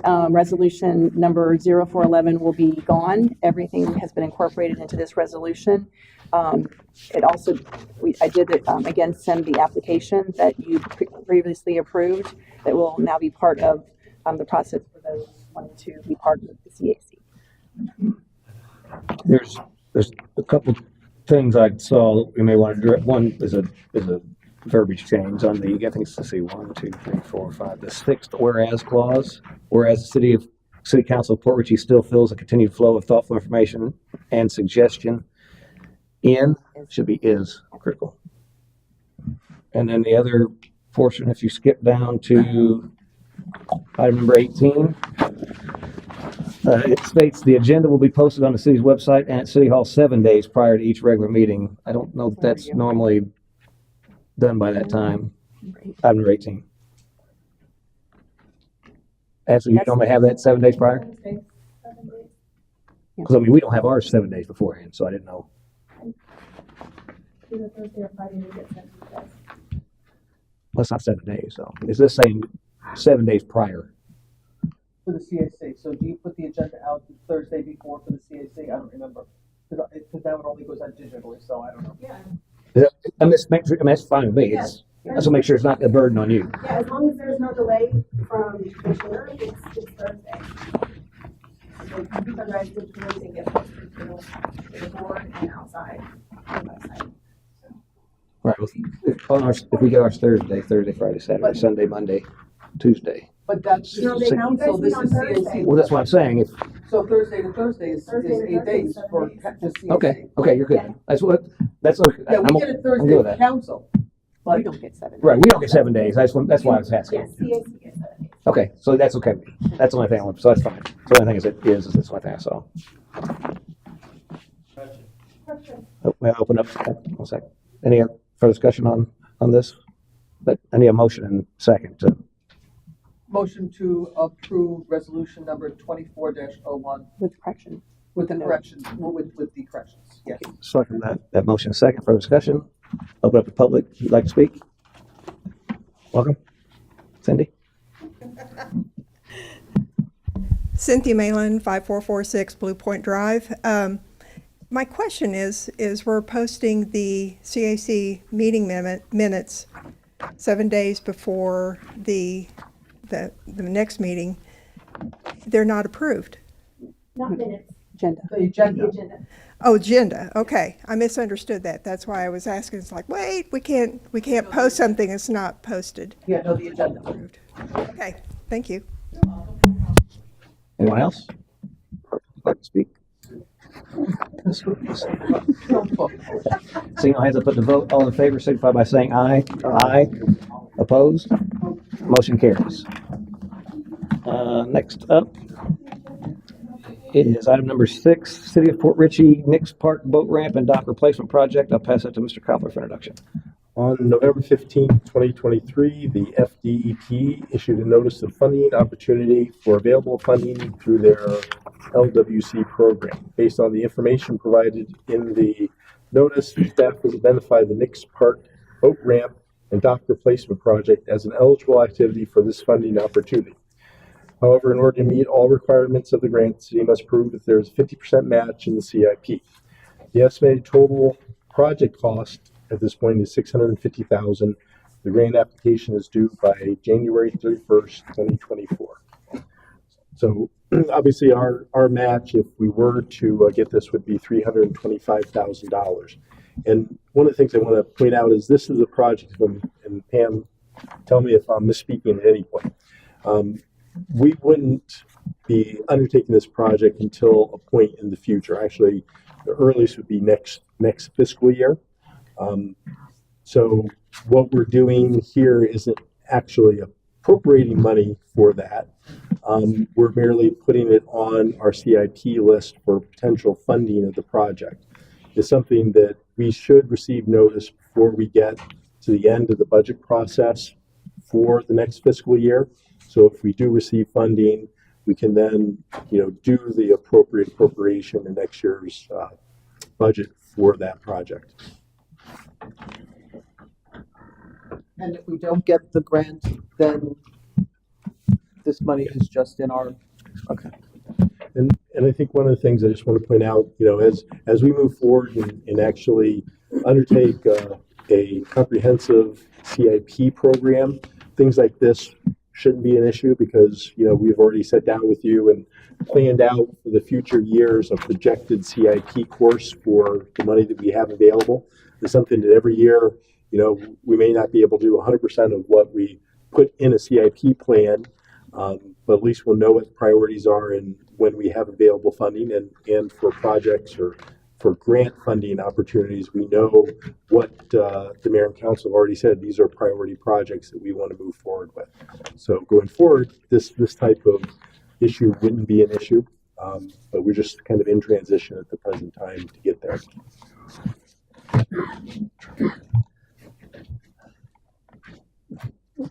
A couple questions I had. So this is obviously an old project. I guess one thing we probably need to ask ourselves is, and of course I wasn't around back when this project was there, at least not involved. So is this, do we want to revisit this before we, I guess here's the problem is the Smithers grant, you kind of got to have this laid out and done. Does that commit us to doing exactly what the plan is? Can we modify the plan after that? If maybe this is a question, not that we would, but I think it would be very difficult after this is submitted and approved to come back and say, and again, the devil's in the details. If it's, we want to change the color of something, that obviously is a very minor thing and probably wouldn't cause any issues. But if it's, we want to add, 100 more feet of dock, or we want to do something that's going to have a significant change to what we submitted, that may present issues for us and continue that project with the grant fund. the majority of this is the concrete actual ramp, which that's not going to change obviously. As far as dock design and stuff like that, I don't know that this project, is it doing anything with the docks at all? I think it looks like it's It's adding some stuff on the north side. On this, on the scope of work, it says, demolish the existing dock, demolish the existing kiosk. That was your question, right? What, are we doing anything to the dock? Is that what your question was? Yes, I was looking, I didn't, this, On the scope of work here, on this, right after what the, page, John? 27, it says 27 on the bottom of this. It looks like this. Again, if, Pam, if I misspeak, please let me know. I believe we'll be getting rid of the existing dock structure as it is today, and we'll be going to a floating dock concept. I think, in my mind, a future goal would be to look at providing boat slips for transient boaters. I think this doesn't prohibit us going forward with that concept, because most likely that would be a floating facility as well, so we'd be able to add on to that. Does it also include the walkway, replacing that? You know? Which walkway are you talking about? Going out to the To actual go dock. out to the floating dock? Up here. I believe that, Because I think that. yeah, it would, Yeah. so going out to the floating area looks like it is part of Okay. the project area. Because I think that needs repair greatly as well. I don't think doing a floating dock in that existing walkway is appropriate. I think there's a safety issue involved there somewhere. So I think that needs to be, if that's not included, that needs to be included. Yeah, I'll confirm that, but I'm pretty sure based on how these plans look, that is part of the project. And it does show a existing wood dock on the opposite side of that. It's not part of the project. That Where square did you dock. see that, Eric? I'm sorry. If you I look was trying to look. I'm not really good at plans, so I was trying to figure it out. If you look at, if you roll down, or if you go to the actual mixed part improvement thing, page, that's not showing that page. First couple items down, right there. You see that square dock right there on the, right there, you're pointing at it. Yeah. That there's not included. Oh yeah, no, but I was talking about. Yeah, the other one. Yeah, the one to the actual floating dock. That's the one that I So was all concerned that, about. the actual ramp itself. So it sounds like we're pretty Yeah, so we're on the comprehensive. same page. Yeah, that's what I was discussing, talking about, because I want to make sure getting to the floating dock is safe. Mhm.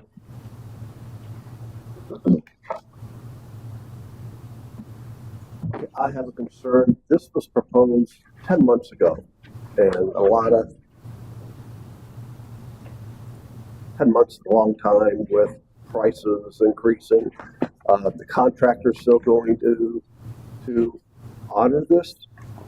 My understanding that we're not even going to move forward with this until Grant approval. Yeah, so that's another 6 months. So again, $650,000. Is that enough? So this hasn't been bid yet, obviously, so it wouldn't be bid until after we get all the contract documents signed with the state after the award of this grant. I believe that the engineering on this did look at the time frame. So it's, it takes into account possible bidding into next year, right? That's the shaking of the head that I'm getting yes, so. If we get approved for the grant for 325, right, which is half the 650, and let's say we bid it out and it comes in at 750, does the grant adjust, or are we locked in at 325?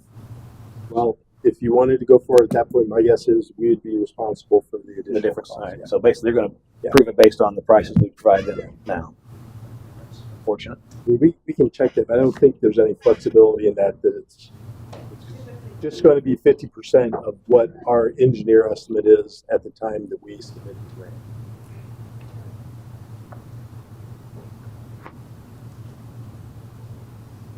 And I'll say, that is something that in my career, it's not unusual that all of a sudden the unit prices and labor costs go up dramatically between when you submit a grant and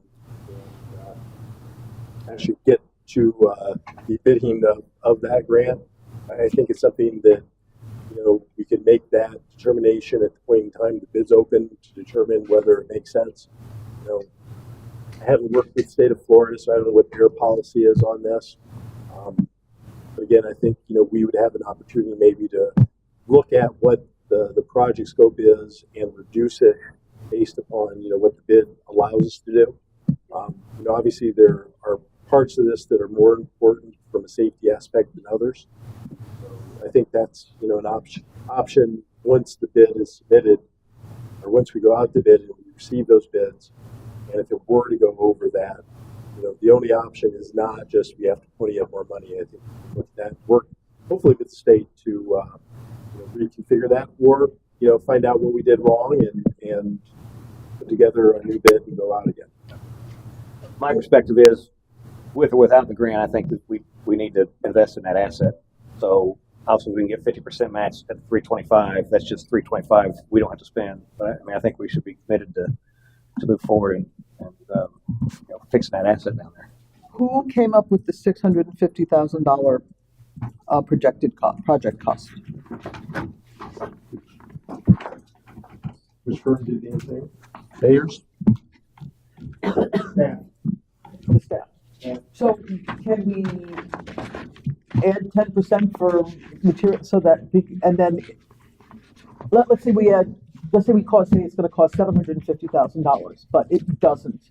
It's still a 50% grant, so we still pay. If it only costs $600, they're going to pay $300, and then we only. You know what I mean? Like, can we increase the estimated cost to cover any potential increase in cost in the future? You see what you understand what I'm trying to ask? Yes, we can put in funds for contingency. There you go. I Fluff it up a little bit, and then if it. Typically, that's 10%. Yeah, I mean that I would. The Knicks Park has been obviously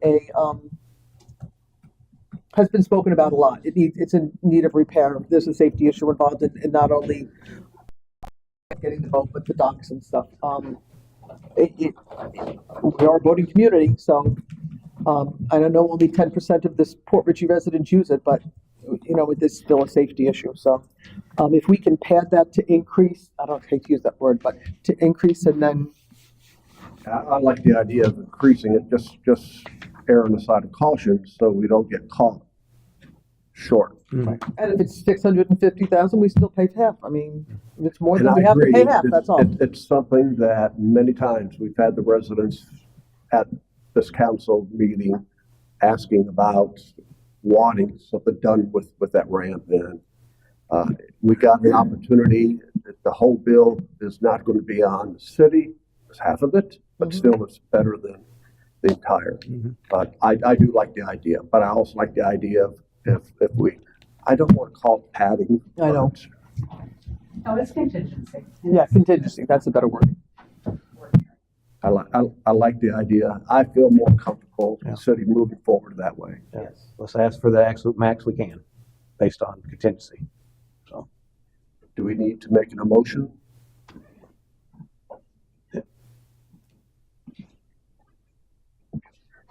Motion to approve the. oh, before we do that, if I could. The other thing I wanted to ask about was it's slated here, Penny for Pasco, out of the 325 that we're earmarking is Penny for Pasco contingency funding. I did have a question. Is this something that we should take out of Penny for Pasco, or should we put it maybe to a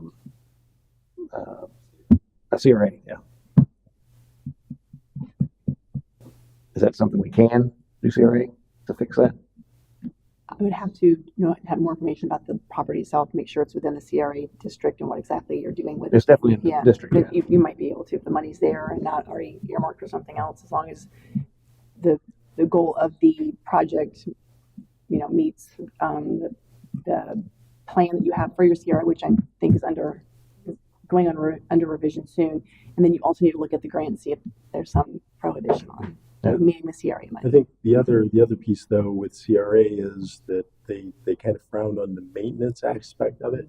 So if it's just repairing what's there, they tend to look towards, expansion, improvements rather than, you know, again, what I And think blight, this is part not part of blight. this part of this really is a repair renovation more than an improvement or expansion. CRA is for blight. This is, as you said, repair, not so much blight. Well, that's when it comes time to actually deploy these funds. Yeah. We can deploy them from anywhere. We don't have to deploy them from there. We just Yeah. earmark it to now, but if we decide it is something we can use CRA funds, maybe we have the ability to do it later. I think, yeah. And Okay, that's fine. because again, this isn't going to be funded until, or it'll be approved before we get into the budget process. And so, you know, we're not asking council to appropriate money in the future year right now, because that's not where we're at. And so I think from the staff perspective, it was very easy to say, you know, the CIP, a lot of the projects, you know, come out of Penny for Pasco. We could, you know, just amend the, you know, what we're looking at doing in future years there by adding it to it. But you know, we are not bound, if the grant is funded, to only take money from there. Okay, that's good. There may be a more appropriate place to spend it from. Yeah, it's something we can look at. I mean, it's something we need to have a good handle on, the way we spend the CRA money, to make sure we comply with what the rules are. And really, Penny for Pasco, since the majority of the people that use the ramp are Pasco residents, it's going to, I mean, so. Yeah. Anyway, we'll cross that. Or even a future ARPA. So I guess my thing was, is if there might be something that we need to spend, let's spend it from there. And we don't have to make the decision now, so that's good. Good. You're going to motion? I think you're Yeah, good. motion to approve the Port Ritchie Nix Park boat ramp and dock replacement project. I'll second. Yeah, motion a second. Any further discussion? Anyone from the public like to speak? 6. I do have Dave Miller signed up. Welcome. Dave Mueller, 5439 Blue Point Drive. I think you're all picking on the right things. As I recall, several years back, these are plans that were rendered at some point in time in the past, and the quote came in around $300K to get this done, and the council balked at that time. I guess this is an appropriate quote right now. Personally, I don't know where the quote came from, but essentially there is, if you look at this, these are not, I mean, we spent money last year to rehab some of those pilings and substructure under the existing ramp or walkway that goes out to the floating dock. So if the scope of this project is going to be, one, redo the concrete that's a problem in the washout area, which it doesn't really work, and I'm speaking from a boater using that ramp with my trailer, and notice the problems there. Second piece of this equation is the floating dock, and that appears to be what we're releasing or realizing that it's not sufficient, so we're going to replace that.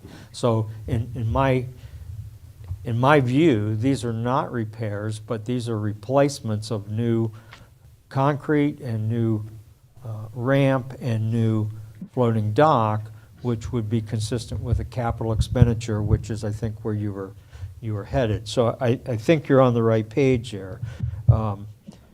Also, with the 650, if Ayers gave us a quote and said, hey, that's what it's going to be, I think by all means, maybe we put 100,000 in there for contingencies and potential price increases, because it's an unknown and an uncertainty at this point. At the end of the day, they're only going to pay 50% of whatever the total is, and if we come up short, we're going to be on the hook for that delta, right? So I'm in favor of this, and potentially maybe even add the potential to charge for the ramp and put whatever software or process or kind of whether a kiosk to pay or some kind of photo tag, pay by plate scenario, so that we can essentially recoup some of the investment that we're making for the residents and the county as well. Thank you. Yeah, that's a good point. About that. Is that something we can add to the grant? cover that, half that cost as well? I thought we discussed that and I thought we couldn't do that legally. There was a reason. Well, we can. We've never come to a good decision. That you have to look at what this grant offers, number one, the specifics of this grant. I think we've had a number of times we've looked at what could maybe happen, and then we talk about it, and it's never been solidified. So there's not a definite no, you can't. Okay. First question would be, what does this grant allow you to do? Okay. Yeah. And a lot of times on the grants, you can still I don't know if it's you to answer this question. I think it was. If as long as that money that's collected goes back to the maintenance of that asset, that's kind of the catch, depending on the grant, obviously. But in general, Well, we get time to look into that. yeah. Well, I just We need, look what the grant will allow, and this is the property that was, I think, deeded with certain restrictions. We'd have to make sure Right. it qualified, and I think that the word you just used triggered that in my mind. I think you are correct that that's one of the things that's Yeah. allowed, but we have to just verify that. But anyway, there's a cost involved in that infrastructure. Can that be part of the grant so that we get 50% of that infrastructure cost if we decide to do that? Well, again, I think what the city attorney is saying is This we will- need to look at the grant to see Yeah. if that is an eligible cost. What's the deadline for the grant? Of, oh. Okay. We shouldn't, I say that, it shouldn't take, because I do have a list of things to look at, but it Well, shouldn't see, take yeah, long see if to you look can- at it. yeah. It may very Well, obviously, if quickly- it's gonna cost $50,000 for a kiosk or whatever, we get But 25,000. if they say we can't do it, are we gonna say no on the project? No. Well, no. So I'm just saying, stop us add from that to applying the for project if we Right. can. It's not gonna stop us from doing the project. Right. Exactly. You can charge, but like you said, the funds have to go back into the project. Right. And I think we need to have a long-term maintenance plan on that ramp anyway, so it doesn't get in disrepair that it is today. So if we can start doing that, it'd be a good thing. All right. Chet, Chuck Jasic, 5134 Miller Bayou Drive. I kind of agree with David. First of all, I've been here over 25 years, and when I bought my house, my dock was there, and I still got that same dock. I mean, I paint it every 4 or 5 years. It looks good. Why do we replace this dock and this ramp every, maybe 7, 10 years? It's been replaced at least twice since I've been here. Anyways, the main thing staying up here is I think that ramp is used very little by our residents. It's more people use it from the outside of our city. So I think we should have some kind of charging out there, a kiosk, where they can, I mean, it's so easy that they pick up a card, they put their phone or tag number on it, and they put $10 in there or whatever it is, or have a credit card. But I think we should consider actually getting some recuperation of money from the people outside the city. And maybe the city residents that want to use it have some kind of a pass that they can use it for outside people. We should charge for them. Thank you very much. anyone else like to speak? Seeing no hands, I'll put to vote. All in favor, signify by saying aye. Aye. Opposed? Motion carries. Next up, item number 7, surplus of impounded vehicles. I'll pass it to Mr. Copeland for introduction. This request is for the surplus of 3 impounded vehicles that have been stored in the impound lot of the police department for 90 days or more. The registered owners were sent notifications via register mail and have not responded to retrieve their vehicles. The Port Richey Police Department will send these vehicles to the Tampa Bay Machinery Auction, as is our standard practice. The auction the TBMA will auction these vehicles through their standard process. Motion to approve the surplus of impounded vehicles. Second. Motion second. Further discussion? Anyone from the public like to speak? Seeing no hands, put to vote. All in favor, signify by saying aye. Aye. Opposed? Motion carries. Last up is item number 8, purchase of a new police department patrol boat. I'll pass it to Mr. Copeland for introduction. I'll try to find it here. If you just click it from there. Well, I'm gonna have to read it from there because my cover letter has a different cover letter on it. So I'll ad-lib this, okay? So I know this is something that has come before council in the past. The police department has put together a bid, a second bid after the first one was rejected, to look at replacing the existing boat that they have for their marine program. We've put together the packet as very similar to the previous one. The boat is being recommended to purchase is $105,000 and some change because I don't have that memorized. And has been money has been set aside up to $100,000 within the penny for Pasco for the purchase. So, Mr. Mayor, I'd like to jump in on this. Absolutely. With this council's permission, I would like to table this, and the reason being, this is quite an investment, and as I shared with Mr. Koppler last week, is that sitting there watching a boat sit on a lift without any, just sitting there with quite an expense is, I'm wasting money. But I also feel that the city has an opportunity with our fire department, our police department, that there's a joint effort that we could better utilize this boat, not just as a police boat, but as a first responder boat. I like Mr. Koppler to sit down with the chief of fire department and the police department. And how could we better utilize this? I do understand, and hearing some of the history, and listening to the public, a lot of the folks out there, why do we need this type of boat? Well, let me tell you, when Mother Nature hits, that little boat we have now would not be able to help anyone. I believe if we have something that, and we have it properly equipped by our personnel, that if we save one life, then that is worth the money. We have reciprocating services with the sheriff's office, with Newport Richey. There's been times where our fire department, police department has been the first responder out to an emergency. We had a stilt house struck by lightning. Port Richey was there first. We had a small aircraft years ago that crashed in the Gulf. Port Richey was there first. So we have shown that there is a need. We got scouting season coming up that they're going to expand. I remember looking out the first day on the scouting season, there was easily 50 boats right there at the mouth of the Cody River. This vessel can be used for other purposes, not just law enforcement, but also the police department has the ability to do safety checks. And correct me if I'm wrong, but today, I was watching the water, I live on the water, pontoon boat going out, there was a 5-6-year-old young child running around, no life jacket on. So almost every day, there's violations on that river. But I would like Mr. Koppler to sit down and let's see, how do we better utilize an investment like this, or is there other opportunities?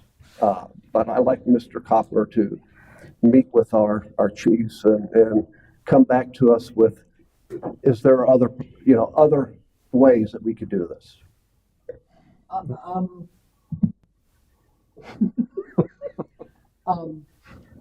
don't know if tabling it is the right thing to do. I'm 100%, I am not a boater, as I've told you guys numerous times.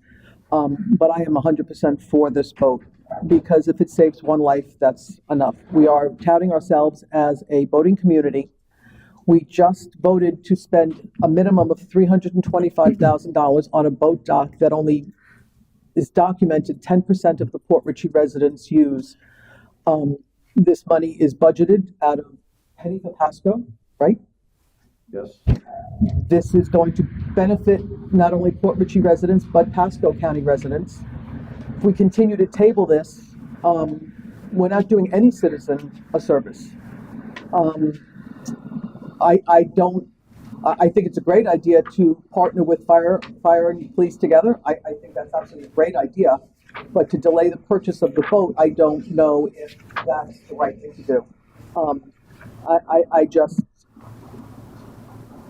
I think we need to, we are the mouth of the river.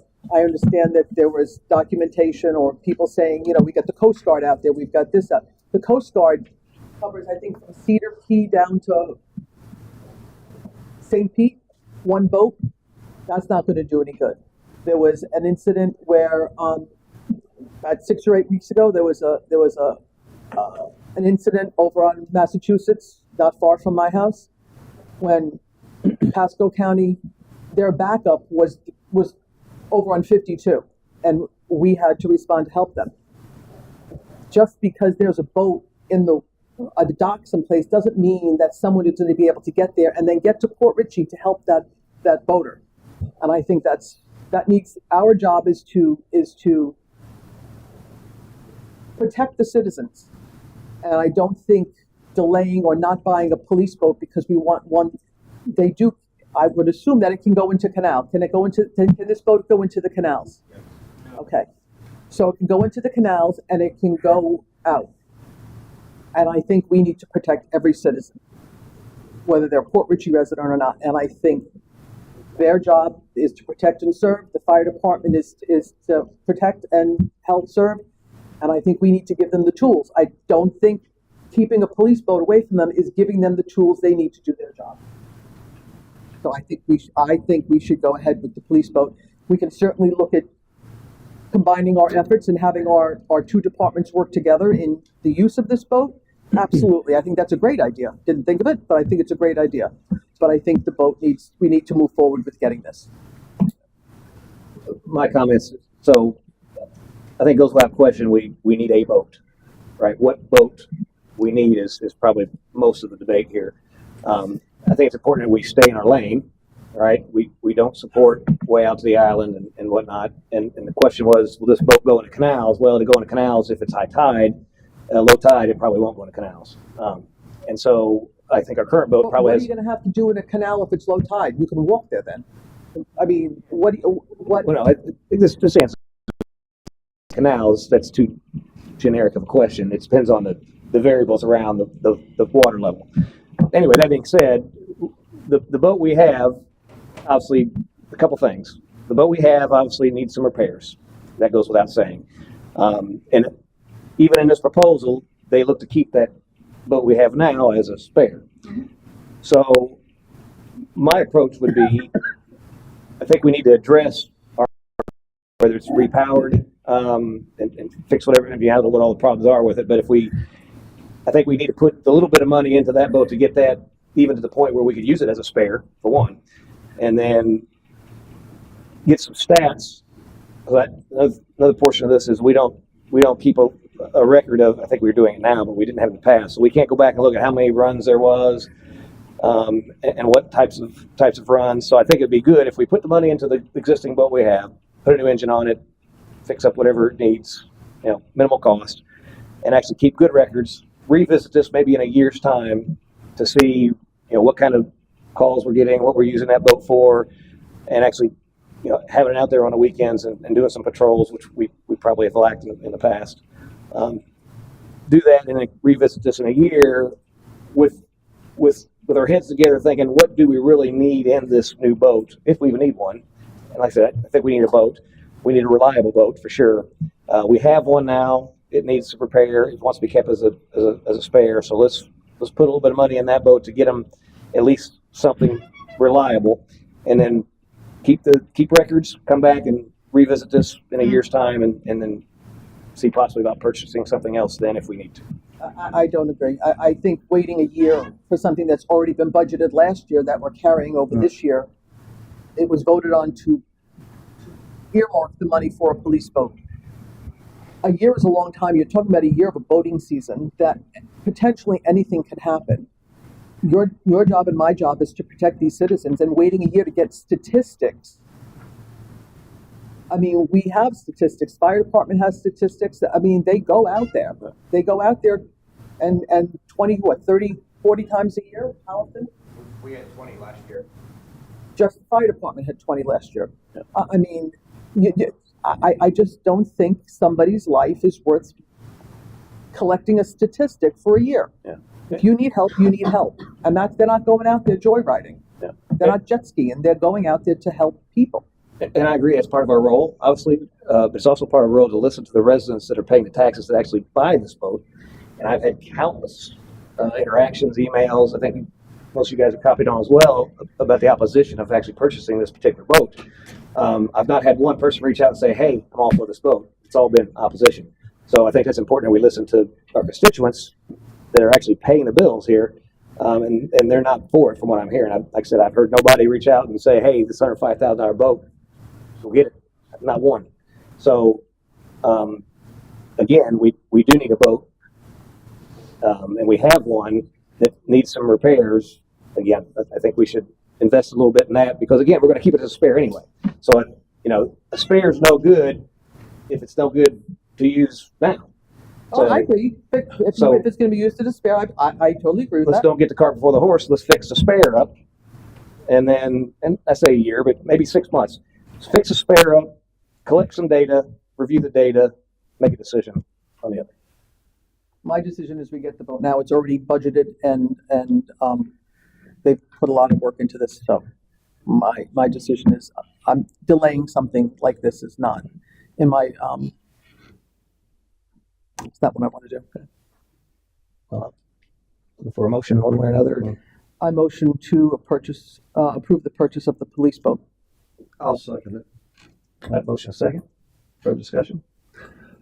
Here's the thing, this city has been very good hiring department heads to manage their departments and sitting here for the past 5 years, watching the leaders in public works, the building department, the administration back here. These are the experts that know what they need in order to do the job. I question our police chief about the vehicles. I thought, why don't we have Tahoes? The other agencies around Port Richey, and he says it wouldn't serve us our needs. Our needs of the current vehicles that we have, which is a smaller vehicle, and he chose to go that direction. He's the expert. I question about the firearms that they've used. They're the experts of what they need. They have the tools. So here we're questioning about a vessel that is going to be patrolling and possibly saving lives out there in our community. I've heard citizens talk about, there's nothing wrong with our current vessel. Now, let me tell you something. When you have 2 officers on that boat, you have 2 or 3 medical personnel going out to do a rescue. I've heard our boat has gone out to the Sun Cruise for medical emergencies, driven out there, taken the fire department out there for medical emergencies. And when you start adding other people in that vessel and keep adding equipment, it is heavier, and a 70 horsepower motor is a lot of strain to carry 4 or 5 fully developed individuals to a medical emergency, plus their equipment, and then possibly bringing people back into. So again, having the proper tools is what they need. And they've done the research. I do, and I'm going to challenge Mr. Koppler that our fire department and police department work together, have some type of a joint where they could share personnel, have the backup that they need. I don't want to see that boat sitting. And my conversation last week with Mr. Koppler assured us going forward that we have a vessel like this, it will be used, whatever it takes. And I'm going to hold you to that, Mr. Koppler. It's a tool that is needed to have our first responder to do the job. It's just not the police department. I want to see the fire department involved in it as well. I feel it's a tool that's needed, and the city would benefit by it. I agree with, we are a small city and we should be working together, the two agencies that are there to protect us. And that was a great idea, Tom. I never thought of that, and I totally agree with that. Yeah, and I believe the last time it was discussed, I think the original intent is that we buy this police department boat, and then the fire department is gonna next year actually request one just like it. I think that was part of it, right? Very limited in my response, so yes. Yeah, so To show a better vote. I think obviously the important thing is do we need two of them? I really highly doubt that. So I think the proposal, you guys working together with one boat makes more sense. And obviously that's much more tolerable. Going back, I mean, before I open the public comment, which we're going to get some, Tom, you wanted to table it at first, and now you've seconded that motion, and I'm going to move that process. But I want to bring up one thing. Obviously, we're shorthanded here, and it's a very important decision. It could possibly be a very unpopular decision. Would it be more prudent to at least retract those motions and table it until we have two new seated council members to weigh in on that? We've tabled this enough. This has been on the this is since last year. Okay, just thought I'd ask. Yeah, and I appreciate that. Thank you. My motion stands. Okay, I have a motion and a second for discussion. Anybody public next speak? I got two signups, and then I'll get the rest. Start with Dave Mueller. Welcome. I'll get to you. Dave, I got signups. Dave, you're sign up first, unless you want to yield to hit chat. Dave Miller, 5439 Blue Point Drive. While I believe that we have to have some kind of presence on the water, lack of documents indicating that we're doing any documents on the water is tantamount to, do you really have a need? So my first question, and you guys picked up on it, we don't have a record of what they need and what they're doing. The other thing is, this particular boat doesn't include everything they need to turn it into their police boat. So once again, we've got a quote that doesn't meet our need. They're not missing, or they are missing, the fact that it hasn't got all the police equipment and lights and those kinds of things that need to be added. So that's another cost that hasn't been included. And once again, you've been short-circuited, wasting time, dealing with stuff that doesn't have a complete picture, which is what I brought up the last time I spoke. Once again, what is our primary purpose? Are we going to do calls on the water? And if we are, then we should have a record of that and that kind of thing. But the reality is we should surface a product or source a product that's going to meet our particular needs, and that's the coastal areas inside the river, inside the bayou, which is our particular area of support. And a shallow draft boat is what's needed there. Now, granted, that particular boat might be too small for that particular purpose if they want to go offshore, for sure.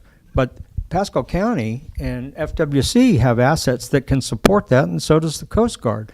But we can't be everything to everybody. Our particular area of concern is to support the shallow water that we reside in. And no, you can't get a boat in the canals other than at high tides. That boat is very similar to the one I drive, and I can only get in at 16 inches of draft is what my boat floats, okay? And that boat, I believe, floats more than that. Next question. Antonetti just merged or just acquired another marina or another marine dealer. They are blowing out boats similar to that one in size and scope for $70,000. That's almost $35,000 less.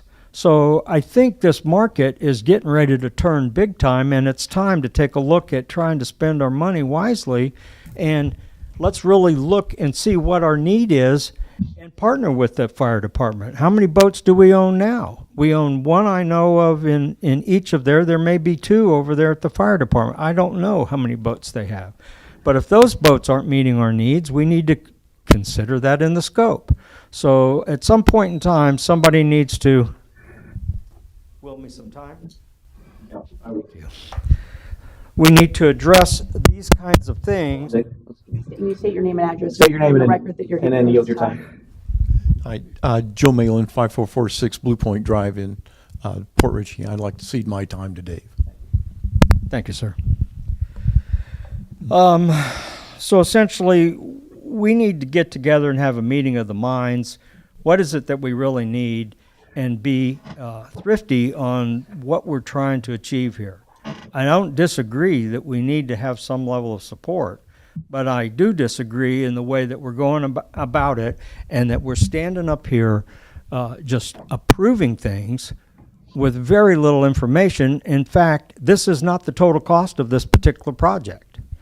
We're going to have additional time on the water by these officers. That needs to be factored in. We need to have the total cost of ownership addressed and let you know what the total picture is, because we're not getting it from these guys. You know, if they need help getting the data together, I think it warrants time to take a look and put our heads together and come up with the right solution there. I know they're trying to do the right thing, but the reality is we're in agreement with that. What we don't want to do is spend money on the wrong thing. Like, why did that boat get acquired? That was evidently the wrong boat, you know, at the time. Somebody had made a decision, and evidently it met the test from 2008 until now. That's quite a few years. So I'm suggesting that you go back, take a look, put our heads together, and come up with a solution that's going to meet fire and police needs. In particular, maybe put one person of each in the boat. Now you got two people for safety in the boat that can be moved around in the bayous, rivers, and the canals. Hopefully address what it is that we want from the citizens, because every citizens that I've spoken with, and they've probably sent you guys emails. I don't know if you check your emails, but your boxes should have information in there. Nobody's inclined to agree with spending this money for this particular boat. It doesn't seem to meet our citizens' needs. So that's a citizen's input, and that's the name of the game here. We're trying to get citizen input. Thank you. There was 36 seconds. So, Joe, did you want to take 36 seconds of your time? Hold on, let me finish up. Yes, I agree. I don't own a powered vessel, so that's why I ceded my time to Dave.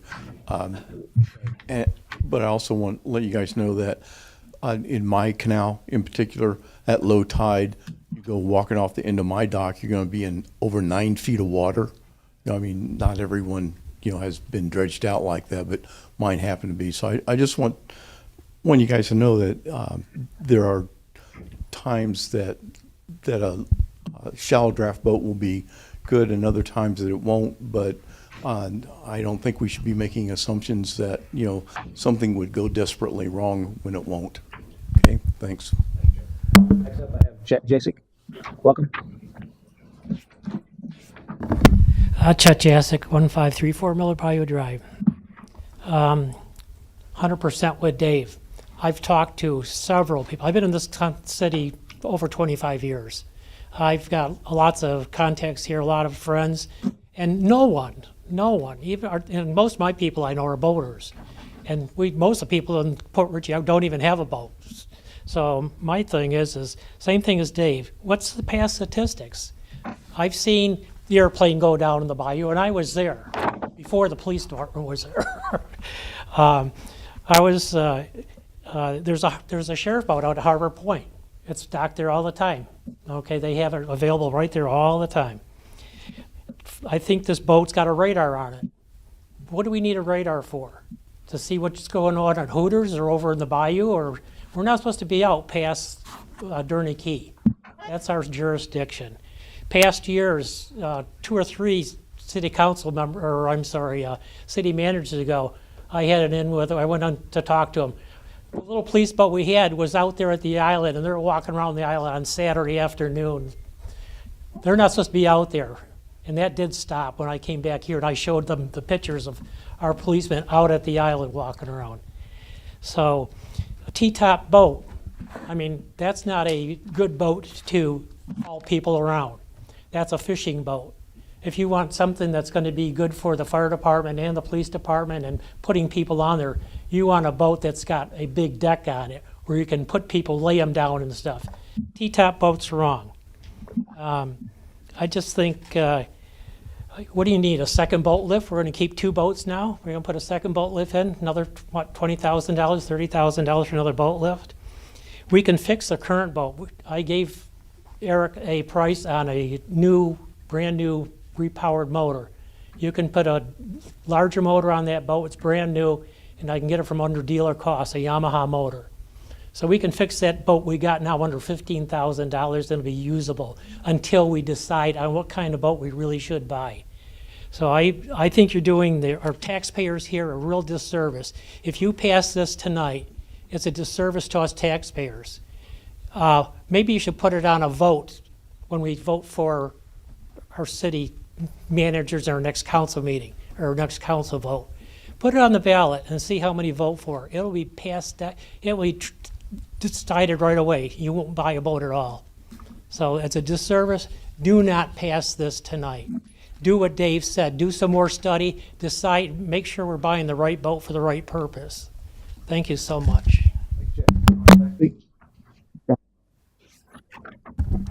My name's Danny Fields, and my address is 8114 Leo Kidd. And, you know, you've heard a lot of stuff here. So my vote is yes. Why? Because, you know, the police and the fire department know what equipment they need. Okay, let's just use an example as a parable. You take a roofer, give him a hammer, but you give him an air gun, he could do a lot better. And it makes it better for everything. What I want to say it like this. You talked about having these park boat ramps and docks and stuff. That's going to create more boats out there. That's going to bring up patrols where they could be illegal activity. So that brings the police in to be able to have the equipment to be able to monitor, just like you talked about a kid going out there with not having a life vest on. See, they could catch these kind of things. And if they didn't, then the fire department's going to have to step in and use that money and manpower to go do a rescue. And then we talk about the Coast Guard and all them helping. What we got responsibility to protect our citizens, give our first responders the best equipment they need to do the job. And I'm not here mad at them, but as there's other citizens out there that think different. I've talked to a lot. You guys know that I know a lot of businesses and fellowship with a lot of people through the business that I'm in. And I brought this up to congregations, meetings with other people, and there's a lot of people on board and wants this to pass so that way that I wouldn't want to see one first responder police officer or a fire department to be hurt. And I wouldn't want to see they couldn't go out and rescue nobody because they don't have the right equipment.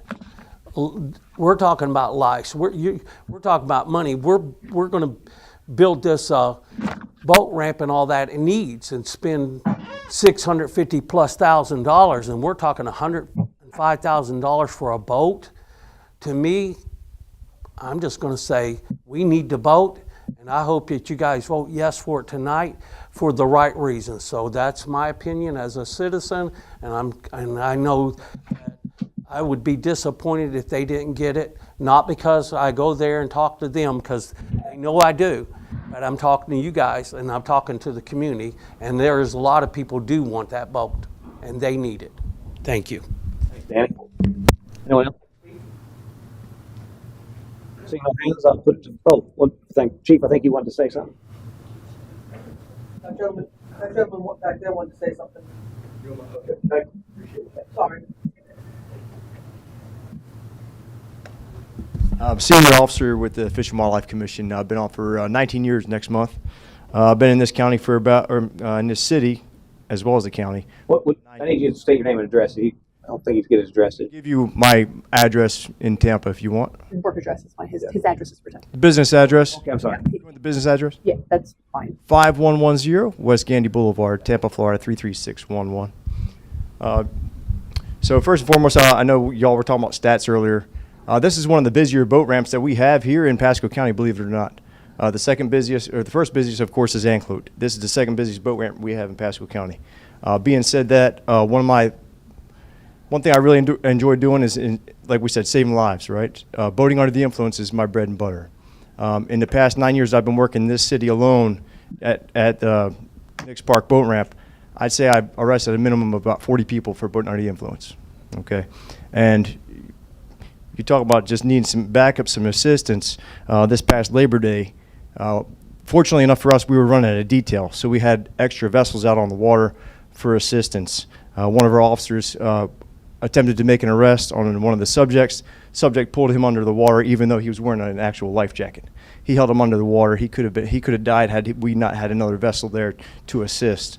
Port Richey PD would be a serious asset for us, and they would obviously need that vessel that they're looking for to do their job. You know, just having a little flats boat out there is not going to do the job for them. So want to get that point out there to you all, and just say, do what you think is right, but think about the lives of just not your citizens, but also the officers that are out there enforcing your city.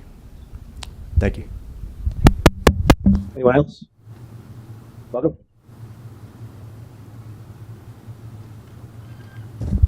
Officer Masciano, FWC. I got about 7 years on. So far, I've only been in Pasco County now for 3 of that. Before that, I was in Miami-Dade and Hernando County as well. Same address, 5110 West Gandy Boulevard.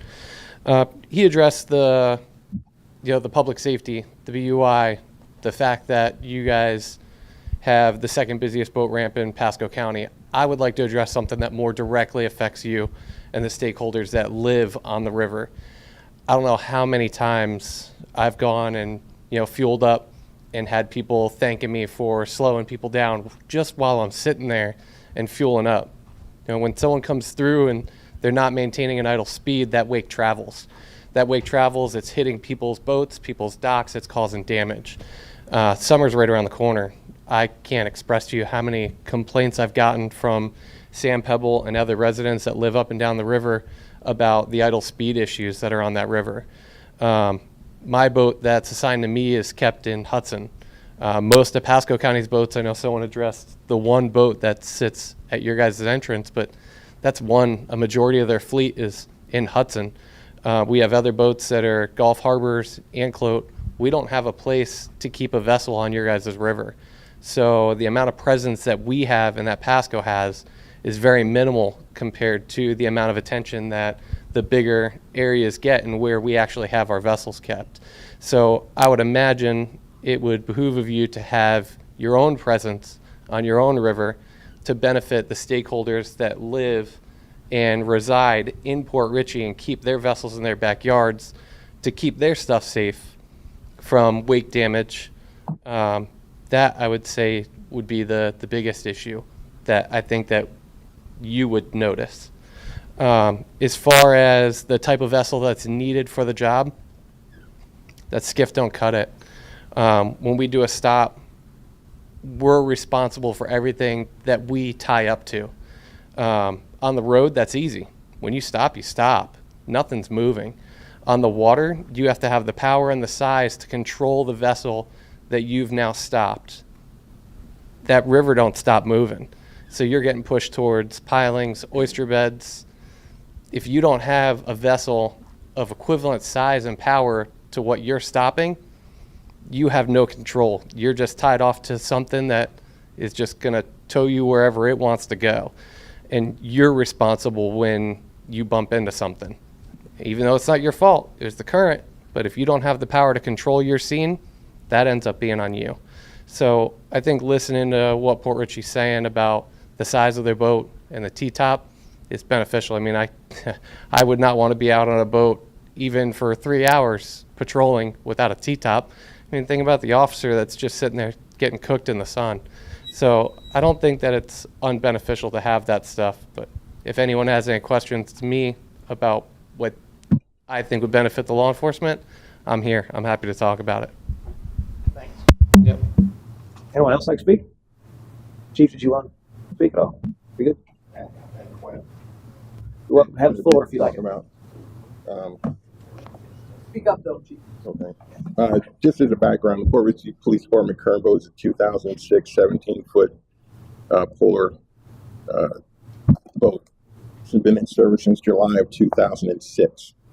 In order to provide the most efficient and effective services to citizens of Port Richey, the requested new boat purchase will become the primary unit, while the current 2006 boat will become the backup to be used if the primary is down for maintenance or assigned to patrol or operational duties. Hey, one sec, Chief. Yeah. Can we use the other mic, maybe? It's difficult. I want to be able to hear what you're saying. Honestly, I can't. I'm sorry. Okay. Was just talking about the current boat that we have. It's 2006 17-foot Polar center console. It's been in service since July of 2006. In order to provide the most efficient and effective services to citizens of Port Richey, the requested new boat purchase will become the primary boat, as we all know. The current boat, even if repowered with the recommended 115 engine, still will require additional repairs and maintenance to the electrical system that is shorted out the radio, emergency lights, bilge pump, GPS, and hydraulic steering at various times. The power pole also sustained a failure during the 2023 training course. The current boat is a flat bottom boat with low gunnels, which is sides, for those that don't know, and is not conducive to deeper waters or moderately rough water usage. The new boat has taller gunnels, a deeper V-hull that is capable of navigating city waterways and deeper waters when the need arises. The boat is equipped with a jack plate, which will allow us to navigate within the canals and at the same time navigate rougher waters and deeper waters. The agency sent 3 officers to Marine Enforcement Operations Level 1 course in 2021, as the course is only offered once a year. In 2021, the agency had 2 officers capable of deploying the boat, which limited our capabilities to conduct the proactive patrol function, coupled with the unavailability of the boat. The agency now has 5 officers capable of deploying the boat, which allow for more patrol. In December of 2023, realizing that we do not have a tracking mechanism in place, we partnered with PSO Communications and developed a mechanism that will allow the agency to track Marine unit deployment. Prior to that, the unit was considered an asset just like a patrol vehicle or operations trailer. There was no tracking mechanism to determine when it was deployed. This function was not in place prior to December of 2023. It is now in place. We are PRPD Marine 1 and PRPD Marine 2. As part of PRPD's routine patrol of city waterways, Journey Key, which we have a trespass warning authorization for, and the stilt homes are part of our patrol area. We have no intentions of conducting routine patrols offshore, but we must be prepared and capable of performing water rescues in state waters and beyond if it becomes an emergent or life or death situation. We are the closest asset. In law enforcement, we think, train, and prepare for the what ifs. What if we are the closest asset to a waterway disaster and are unable to perform our primary mission, which is the preservation of life? Because our boat is incapable of safely reaching the disaster area and being a viable asset once we arrive. Our Marine Sergeant Esposito, had reached out to Pasco County's Marine unit to get some statistics from them. Their unit consists of 4 deputies who work 2 per shift and are on call during the nighttime hours. They have a boat inventory of 8 boats, including John boats, an airboat, and 3 deep water boats, one of which is used primarily to conduct grant-required operations. The Marine unit protocol requires 2 deputies per boat during operations who are responsible for enforcement and rescues in coastal waterways from Hernando County line to Pinellas County line, as well as inland lakes, waterways within Pasco County. It has a vast area to cover and PRPD will assist FWC and PSO when the need arises. In addition, we have assisted FWC in maintaining a good working relationship with that agency. They have less manpower allotted to this area than PSO does. We are in initial talks to develop a mutual aid agreement with FWC for maritime assistance. Yeah, told you I had a lot. As I mentioned earlier, we have 5 officers that are qualified to deploy the boat. One of those officers is a reserve officer and therefore cannot be given a set schedule, but works a minimum of 24 hours per month and attempts to work when the agency requests him to work. Additionally, as a non-full-time maritime Marine unit, each officer's primary duty is still patrol, with Marine as an ancillary duty. Officers change from day shift to night shift and vice versa every 4 months, which at times results in qualified officers being on night shift. Marine patrol includes, as I said, traversing the city waterways, Durney Key, and the stilt homes within view of our shores. Officers will not be patrolling 9 miles from the shore in state waters, but need to have the capability to respond in case of an emergent incident.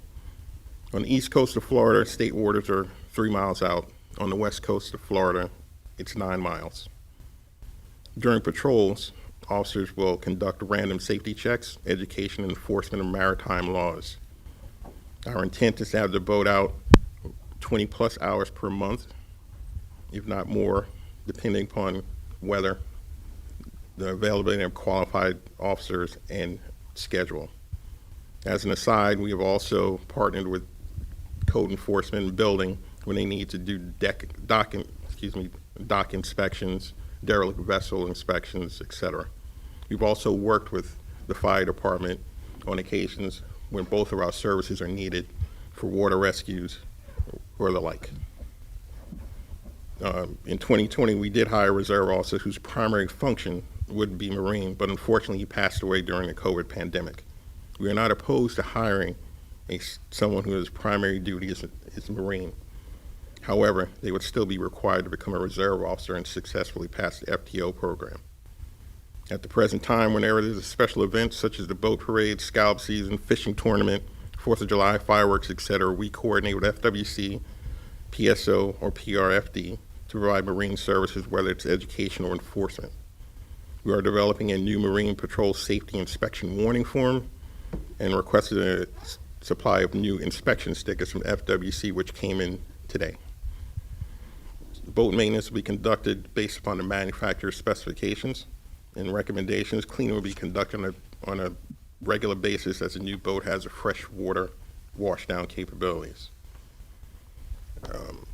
If you just take a moment to think of the things I've asked for from Penny Pasco since I arrived in 2020, there have been a need to improve operations, not once. Renovations of the communication center, replacement of consoles, workstations that have been in place for 15 years and acquired from PSO, so they were estimated 20 to 25 years old. There were electrical wires running on the outside of the wall, 2 layers of worn and broken vinyl tiles, chairs need to be replaced, and walls that needed painting. We removed the tiles, the old workstations, painted the walls, and had to expose electrical wires run behind the wall, all to reduce the overall cost of the project before the vendor installed the new consoles. This was done to provide a better and safer working environment for our dispatch personnel. The vehicle replacement plan you've already talked about. The vehicles our officers drive are a representation of this agency and of the city, whether it's local or away at training class, and we want to make a professional and positive impression. The boat should be the same. There's a common theme to my requests, and that theme is replacement of old equipment that has reached the end of its operational life, or at least as a viable asset. The request for the new boat is no pipe dream or half-baked request, as some have alluded. We are not asking for a 24-foot to 26-foot plus size boat with twin engines, because that's not what we need. I've also heard that we need to get the right boat, and I agree with that statement. A police-specific boat, such as a solid rib Zodiac-style boat, or a steel hull shark boat, are easily another 80 to 100,000 plus more. I cannot in good conscience come to the city council and try to justify the need or the cost. The boat we are requesting is capable of doing what we need it to do. There are more manufacturers that offer similar boats, such as Boston Whale or Yellowfin, etc. In the eyes of some boat enthusiasts, might be a better boat than a Seabourn, but will also be more costly. We have placed the boat out for bid twice, with only one other bid coming in, and that was for a 21-foot inflatable rib Zodiac-style boat for $136,000, and with 12 to 14 months of delivery time. We did anticipate an increase. The boat is $105,000, as it was $95,000 when the Penny Pasco funds were approved in 2022. We were prepared to cover the additional costs and overage to remain at the $100,000 allotment, and we have saved the funds to do so. We also have saved the funds to equip the boat with the lighting package and police package that we need. We are a waterfront community with hundreds of boats transversing our waterways into the Gulf.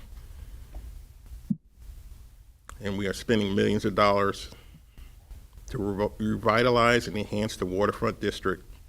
As I mentioned earlier, the equipment we have is a representation of the city as well as the agency. And I imagine a professional and positive impression is what we want to present. I've been trying to be a good steward of the Penny for Pasco money and still move the agency forward. Anyone else like to speak? See no hands, I'll put it to vote. All in favor, signify by saying aye. Aye. Opposed? Nay. Motion carries. Moving on to old business.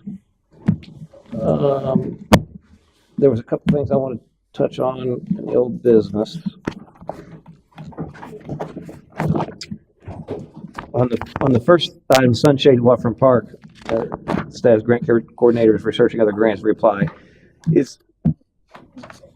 What I wanted to see, is that something we wanted to move ahead with without a grant to put those sunshades in? And I don't know if can a grant be retroactive to help pay for something we already did, or you had to wait? Yeah. Generally, most grants are not, they don't go back in time. You have to have it approved before you make the expenditure. Wasn't this grant quarterly? Couldn't we apply for this grant quarterly? Was that right? Did I recall that correctly? Yes, Yeah. So when's the next one? March. So we'd apply in March and it'd be granted sometime after that? Can we try it again? I think we are going to try it again. No, but- yeah, I mean, for the sunshade, can we try? I think it again? at the last meeting, council talked about that and wanted us to go forward with that. Yeah, and I thought we discussed maybe even just doing it anyway without the grant. So I want to bring that up. Let's see how March works out, I guess. I know we were not approved for that grant the last time. Have we revisited that to see was there just a reason it was unlucky, or is something we did wrong? Is it something we can? I think primarily just the number of applications they had and where we fit with it. I imagine we're probably still having the same deterrent number of applications. I know it's something that is important. Well, maybe we'll move up on the list. You know, they do the top stuff, and maybe we'll. It could be. I mean, I don't know how they do it, but I think if it'd be worth a second shot. If this second shot, then I think we need to discuss maybe moving forward with it without the grant. But anyway, move on. The other thing on the Grant Boulevard golf cart crossing, I didn't hear an update on that. It says we've received proposals from Coastal Engineering and Burns Brown, awaiting city council direction. We're waiting on another. I had received information from the city of Newport Richey regarding the engineering firm they use for theirs, and we've reached out to them to get an estimate for their work. So we don't have the proposals yet. We don't have the third proposal yet. Okay, so waiting on the third one. Yeah. Okay, so any idea on time frame of that? Because that's an important topic. I think we're waiting for them to even say that they're going to give us a proposal. I received word from Florida Design Consultants. They said they're putting it together, but I can get a follow-up by the next meeting. Okay. Now and find out where they're at. So by next Tuesday, we should have. Yeah, 'cause I'd like to move that along if we could. The other, let's see. Come back to those. On the Nick Park ramp fees, I was touched on that. City attorney's reaching information provided by staff. I guess it's ongoing. We've done that. Yeah, so I think the next step is for me to do some work to put together the plan for how we go about it and what that fee would look like and how you associate the cost. Okay. Whiskey Joe's parking, awaiting.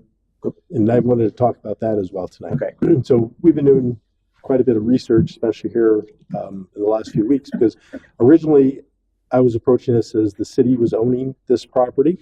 But during my work and putting everything together, I realized that this was actually purchased by CRA funds. So that changes the whole course of this. So if council is interested in allowing Whiskey Joe's to utilize this property, we're going to have to go through a public process. And it's something that, since we're going to have a CRA meeting next week as well, we would put on the agenda for council to authorize that to go out to a public process to see, basically put out there that we would be willing to allow this for parking in the area, put the specifications together we allow there, and put it out for 30 days and allow anybody that would be interested in doing that there to put a bid in for that. Okay. I'm sorry, I was not here as you. Yeah. Which piece of property is this? The That's- property that we demolished? Yes, the two houses there on the corner. Okay. I just wanted to clarify. Mhm. Thank you. So I think if there is interest in going forward with that, I can put that on the agenda. I'll have, the agenda packet ready for you then to do a motion to approve staff to put that together and get it out. Would this just be for Whiskey Joe's, or would this be for? Well, he didn't put it to bid. Yeah, it has to be a public process, so we could. So we'd make it available for parking. And then somebody could. Thank you. Yeah, and just understand that any money derived from, the lease, rental, or sell of the property goes back into the CRA. I don't know what you guys think, but obviously it's probably just sitting there. Oh, we ought to get some use out of it.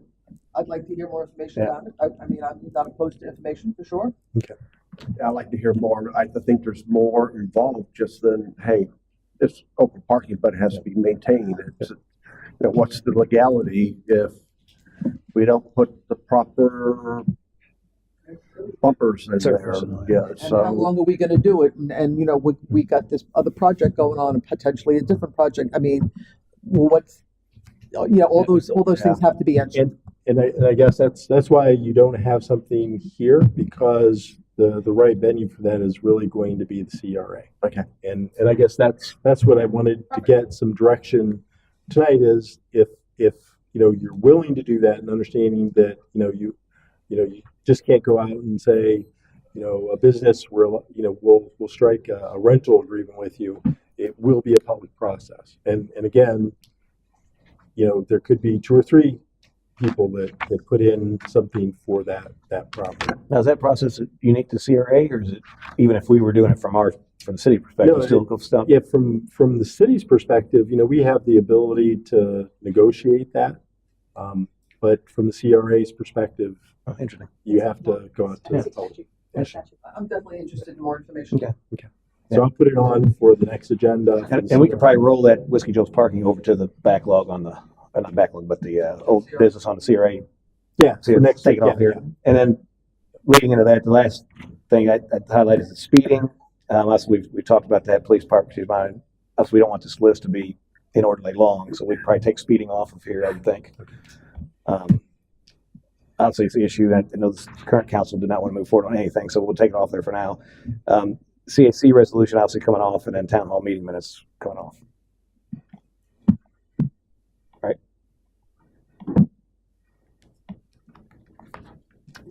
That's all I got. Look for a motion.